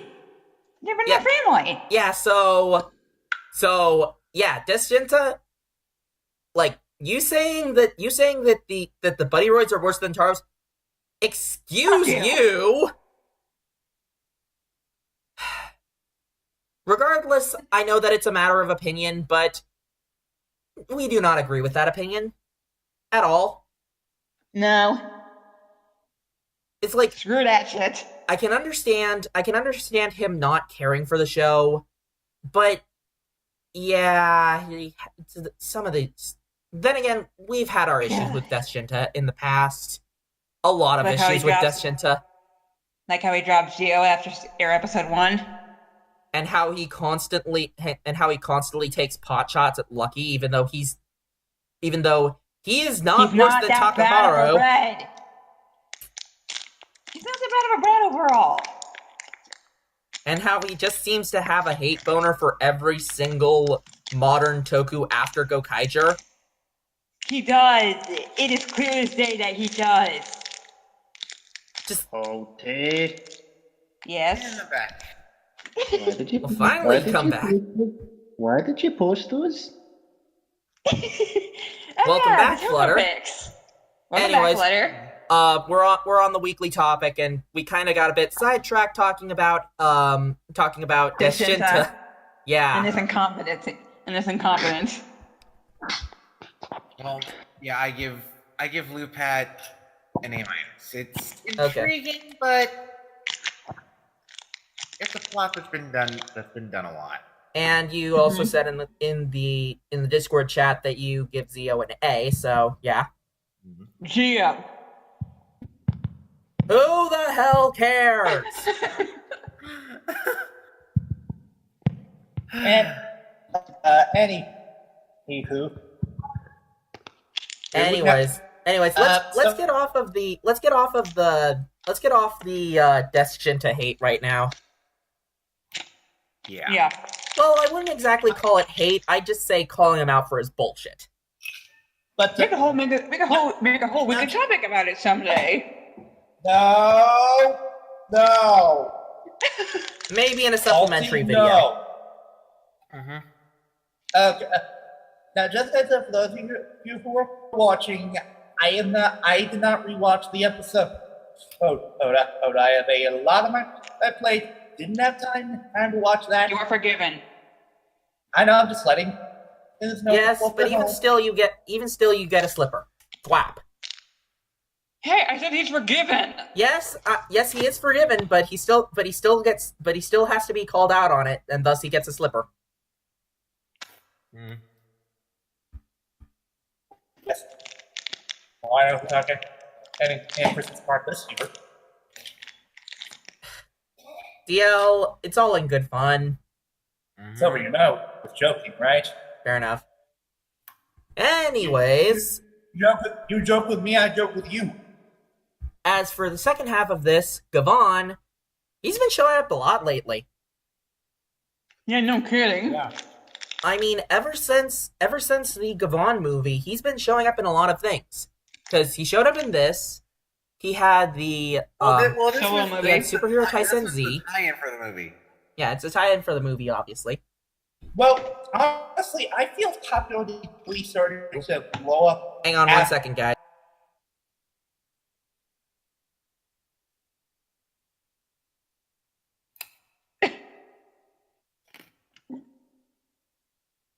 Oh, Flutter. I've got something to show you.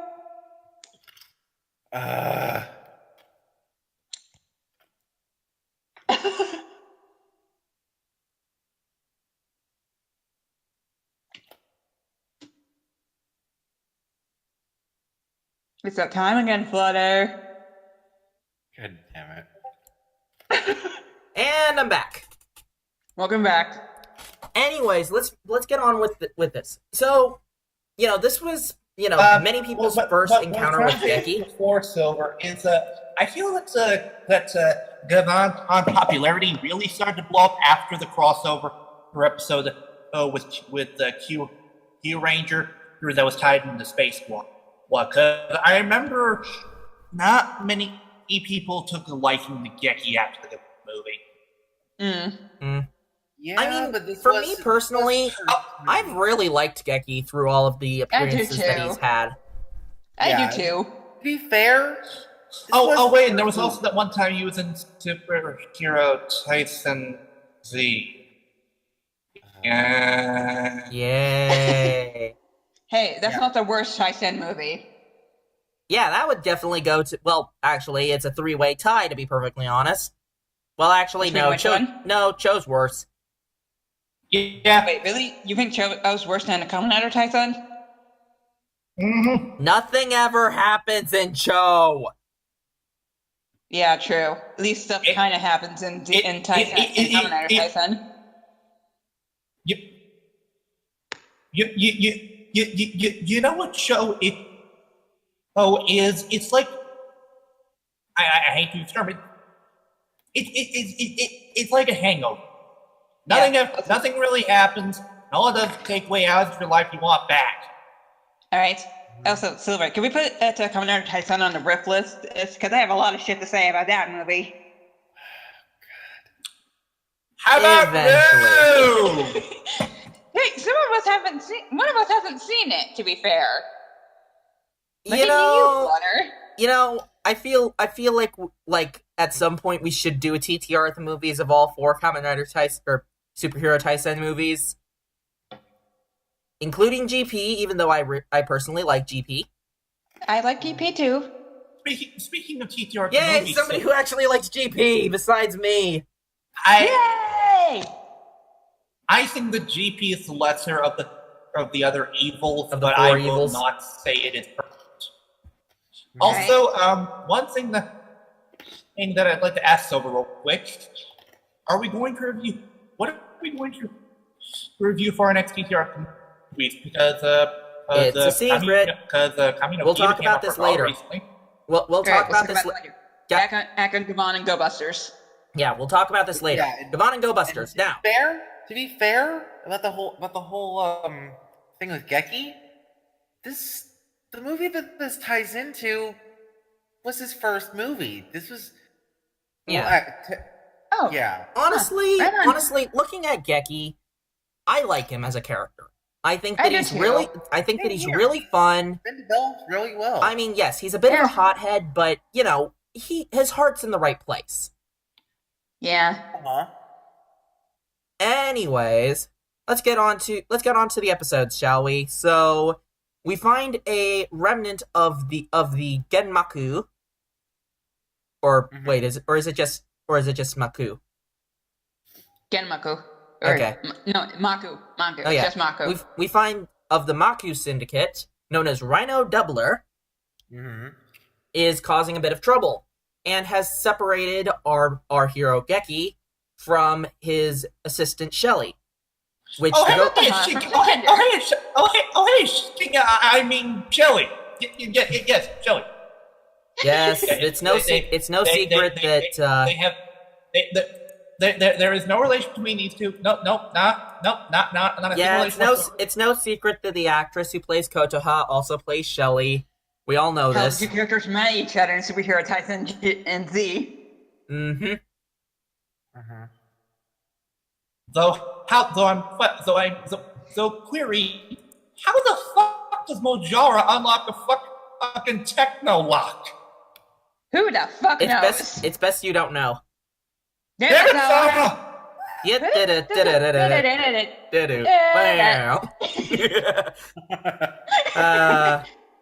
Good old hashtag troll.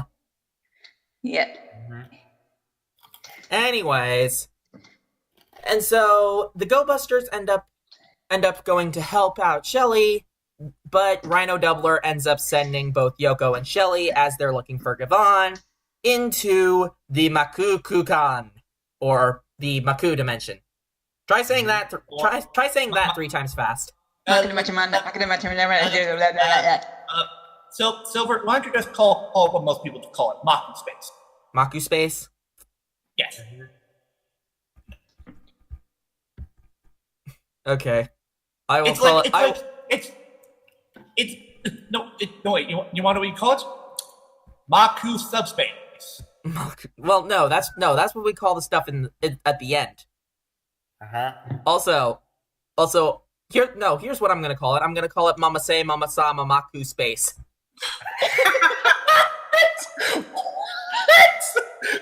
What is that reference to? Michael Jackson? Oh, why'd you say so? Yeah. Don't you know that song? I know it. No. Hey caramba. Anyways, so yeah, we have the and apparently the doublers are a combined form of double man or double men, which are the foot soldiers and I remember this now. This now. This is actually some directly from the series. In the later half, they started using these type of monsters because they were stronger. Okay. Huh. Okay then. You'd know that if you watch the of being some Toku every Sunday on Twitch. Shameless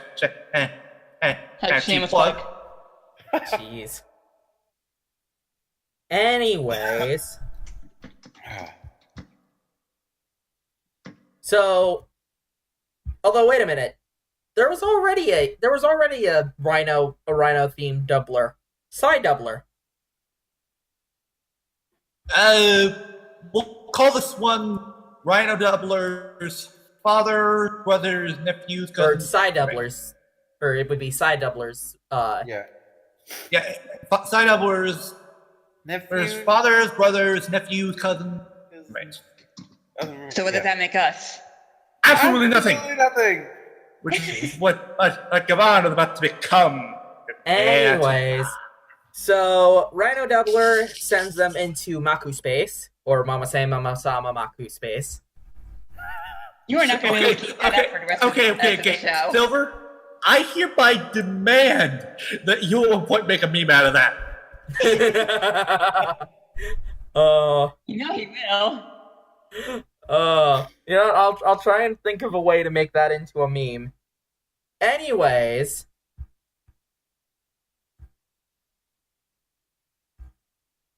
Yep. Anyways, moving on. Moving on. So, Go Busters. Right, so yeah. Red Buster ends up showing up. There ends up being a Metaloid that ends up showing up as well, as we see.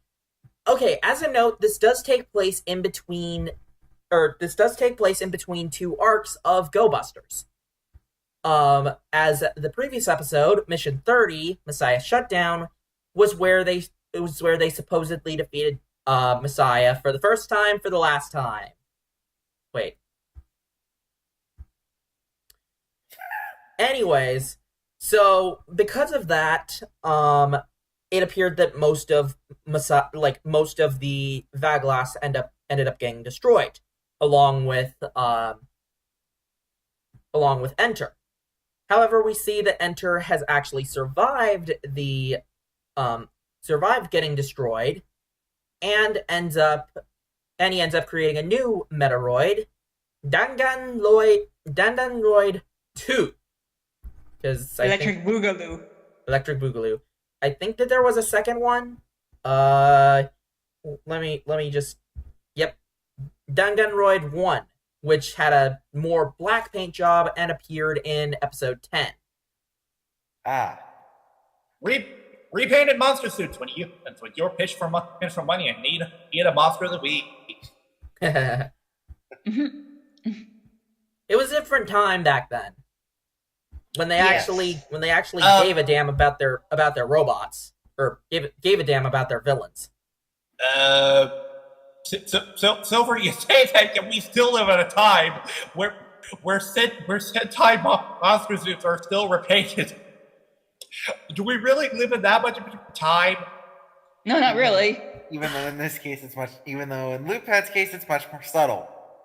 Anyways. Yeah. So Silver, you're a different time thing, yet you kind of shot in the foot. Anyways, moving on. So obviously, Red Buster and Gavan end up going to save them. They defeat Danganronpa 2, and then we cut to the next episode. Honestly, these two episodes seem kind of disconnected. The only thing that's really connecting them is Rhino Doubler. Yeah. Right. As with the second episode, it seems like that Gavan doesn't really seem to trust the Go Buster support team and finds them incompetent. I can understand where he's coming from, but at the same time, screw you, Gavan. Yeah, screw you. What the hell? It's like, God. Who do you think you are, Death Shinta? Ow! Yeah, I know. And that ends up making... Yeah, but you do have a point, Joe. It's like, oh, I need your help. Oh, you guys are idiots. Yeah. And that ends up making one of the two support characters, Toru Morishita, who, does a lot of this stuff behind the scenes along with Nakamura. I gotta admit, I forgot about these two before, but they are pretty good characters, all things considered. Yeah. They are. Like, I personally really like Morishita and Nakamura. They're cool. However, Morishita is inspired to help them greater and ends up going to a bunch of dimensional scientists being like, we need to research Maku space. To a dimensional research center. And Resisting urge to make cyber chase joke. yeah, you keep saying that. Anyways, and so, however, Rhino Doubler ends up sucking them into Maku space. Yes, suck, And then sucks the Go Busters into Maku space, suck. where they proceed to get their asses kicked. Because in monster space, the monster's strength is tripled. Yeah, so they're kind of sucking right now. Suck. Yeah. Suck. We had to do a rule of 3. Yeah. Anyways, luckily Morishita is able to teleport them their weapons. They're able to win the day. However, we see that Enter was mainly wanting to use Rhino Doubler's body for the metavirus, and thus wants to combine the Maku space with subspace. Yeah. Luckily, they're stopped, and the two part ways. And that's pretty much it for the episode. Honestly, There's not a lot to it when you think about it. Yeah, there's not a lot to it, Yeah. but I do really Two fun tie-in episodes. But I do really like how it is. It's a nice little bit of filler that kind of, helps with the levity helps break up the levity from what happened, or not break up the levity, that makes no sense. It helps with making the making the transition between the two arcs a bit better. And I personally really like that. It's just this nice little team up. This is the transition. Yeah, it eases the transition. And honestly, it kind of reminds me of the old Power Ranger crossovers. Yeah, it does. Because it kind of makes me think of honestly, you know what it reminds me of? It reminds me of Time for Lightspeed. Oh yeah, it does. The Lightspeed Rescue Rangers teaming up with the Time Force Rangers in order to stop a bigger threat. No, there's only one thing that needed to make it exactly like Time for Lightspeed. Hiromu and Gavan needed to switch jackets. Yes! Yeah. That would have been awesome. Mm-hmm. Oh, man. Yeah, because that was a really fun part in Time for Lightspeed is when they switched jackets. Yeah. Mm-hmm. You got the duds. Now can you walk the walk? Jump check! Let's morph in! That would have been awesome. That would have. Even though this arc is technically the second and third episode parts to the whole crossover. Wait, what do you mean? Hyper Battle DVD. Oh yeah. Huh? where we see Retsu. Wait, there was a Yeah. Hyper Battle DVD? Yeah. Duel Busters versus Beatbuster versus Jay. Oh! Where we see Retsu cameo. Oh! Yep. That makes sense. Yep.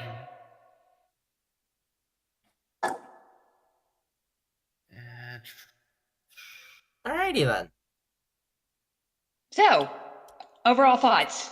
Well, I mean, let's go over the pros and cons, very similar to how we did with the Decade and Shinkenger, as we did that last week. Yeah. Oh, yeah. So, overall, I definitely think that this was a very fun episode, like I had said. Actually, I kind of already went over my thoughts, so I guess moving on to Flutter. Yeah, I agree. This is a very fun. These were very fun tie-in episodes. Geki gets a lot of character development along with the two support characters. Not to mention we get some pretty funny interactions with Yoko and Shelly. Yeah. So yeah. Yeah. Also, I completely forgot the part of Yoko's character is that she runs on sweets. Yeah. Well, they both run on sweets, technically. Wait, Shelly runs on sweets? either that or yeah. either that or she just felt like eating. Yeah. Also, she's a bird, motherfucker. She's a bird. Pretty sure that Shelly runs on sweets. Yeah, she probably just felt like eating. Yeah. Yeah. Also, Yeah. she's a bird, motherfucker. She's a bird. Wait. She's a what now? She's a bird, motherfucker. No. She's a bird. But haven't you heard the No. Also- birds? Also, something that's interesting. These two episodes, written by Kento Shimoyama, Yeah. who you know is the writer for Kamen Rider Zeo. Mm-hmm. Interesting. Very interesting. But Silver, I am being completely serious. Just when I say it's no joke whatsoever. Have you seriously not heard the word about? Yeah, line, if you finish that Bird. center black hole. No. Okay, that's it. Okay, that's it. You're going to the black hole, mister. Goodbye. Okay, to be fair, that was my fault. By the way, Oh my god. next week, Howard Custom. next week, the 6th anniversary of the Gavan movie. Yeah, Wow. neat. Also, hey, Scotsman. Why was Dialba playing Surfing Bird? Because he 'Cause wanted to Shelly- troll us. Because 'Cause of Shelly, 'cause she's a the bird. whole thing with- Anyways. the whole thing with Shelly. Flutter, I'm meant to continue. I'm meant to be on hiatus, but I'm coming in here randomly because I'm confused about this chat when I'm not in the voice chat. Okay, anyways, Flutter, Yeah, we were very go random. ahead and offer your pros and cons. And while they did save Retsu for the movie, it would still be nice to at least see him interact with Geki somewhat in these episodes. Yeah. Or hell, have him Yeah. have him interact with Jin or Kuroki. Yeah, Mm-hmm. that's pretty much it. Okay. Yeah. Any sort of positives for it? I went over my pros All right. first. We should probably Go bring back to DL back cons. in. So, That was my only con. Just all right. Huh. DLBot, have you learned your lesson? Wait, there was a lesson? What we learned? Should I maximum slipper him? Yes. Wow.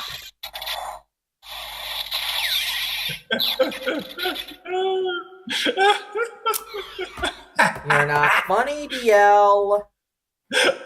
You say that, yet why do you still keep me around if I am not funny? Hey, caramba. Just go ahead and You do make your the thing. point. Just go ahead and do your pros and cons, okay?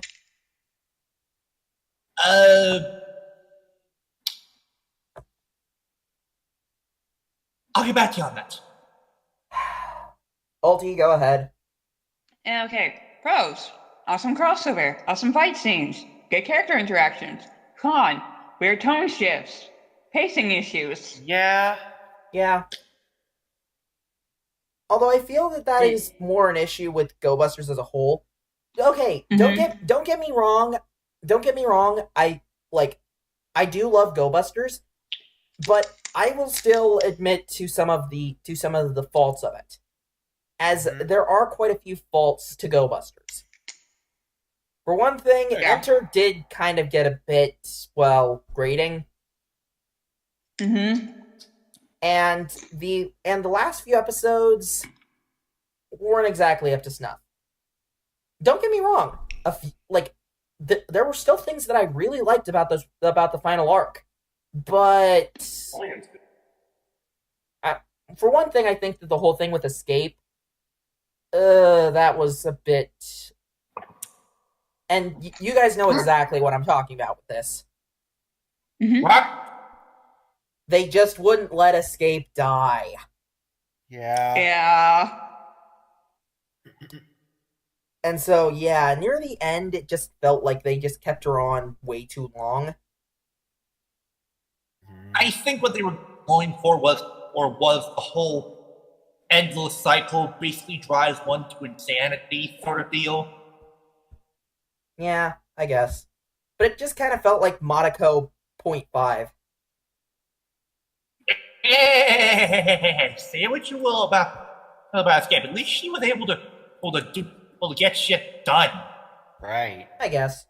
Anyways, moving on.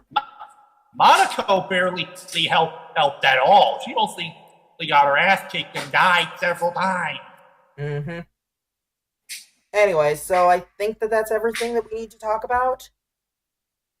Yes, it's time. It is time for the keyword puzzle, isn't it? Yeah. Well, I'll just give my final thoughts. Overall, this crossover was good. It was a great introduction to Geki, and it was very enjoyable.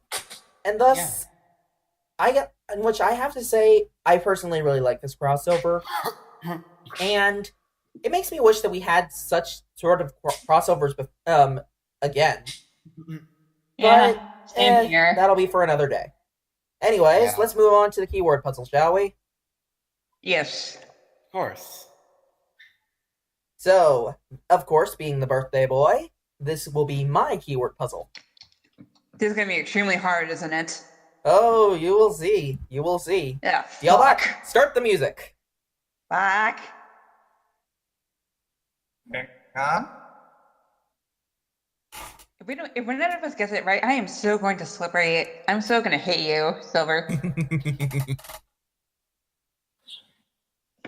Those flashbacks. We go. Yeah. Alright. Continue. Okay, 一つ目のキーワード。 Suppress. 二つ目のキーワード。 Light. 最後のキーワード。 Commander. Wait, Yep, so depressed, life, and what? Suppress. Suppress, Light, Suppress. and Commander. Light and Let me just turn this down a bit. Deca Master? Damn it.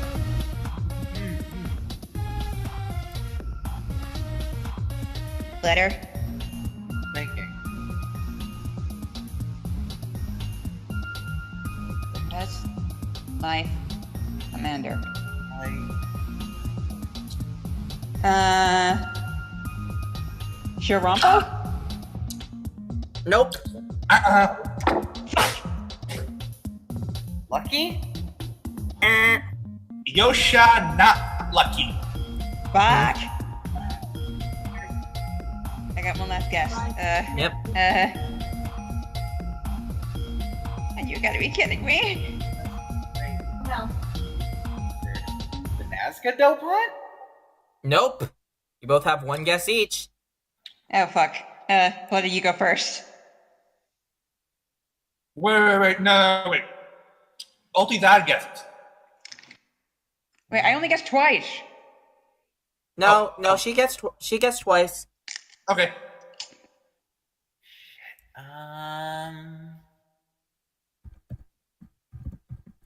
Emu? I'm sorry, Flutter, but you have run out of guesses. Ulti. Yes. Wait, remind me of the keywords again? Suppress. Light.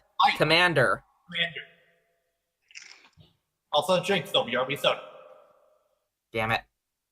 Well, to be fair, you owe me double, so now you only owe me one soda.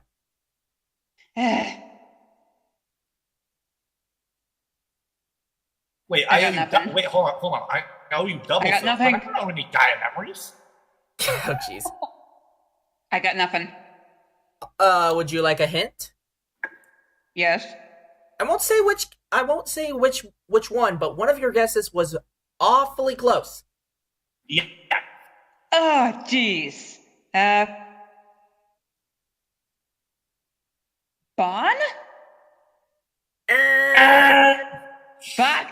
Oh. Ooh.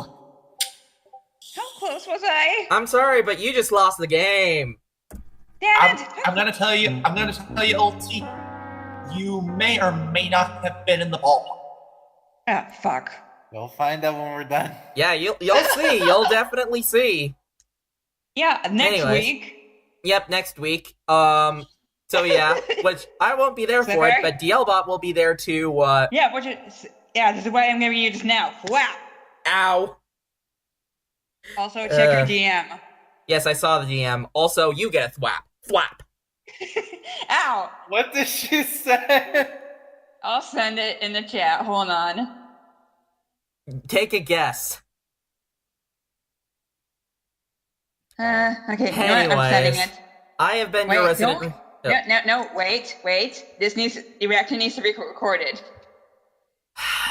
Damn it, Ulti. Okay. Ow!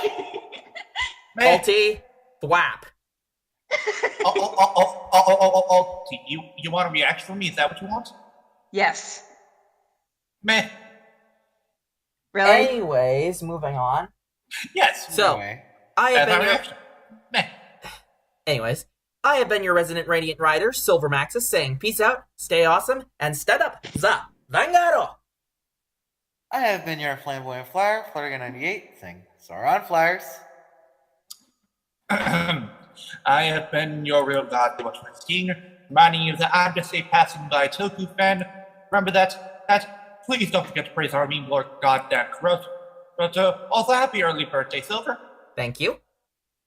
Yes, happy early birthday. And as always, ciao. Alright, it's my turn. So I have been the Savage Meme Queen Ultimate Nerd Girl, and I'm telling you all, stay nerdy, my friends. Yep, and we will see you next time for Bombs and Wizards. Oh my. Oh my. Oh my. Good night, everybody. Good night.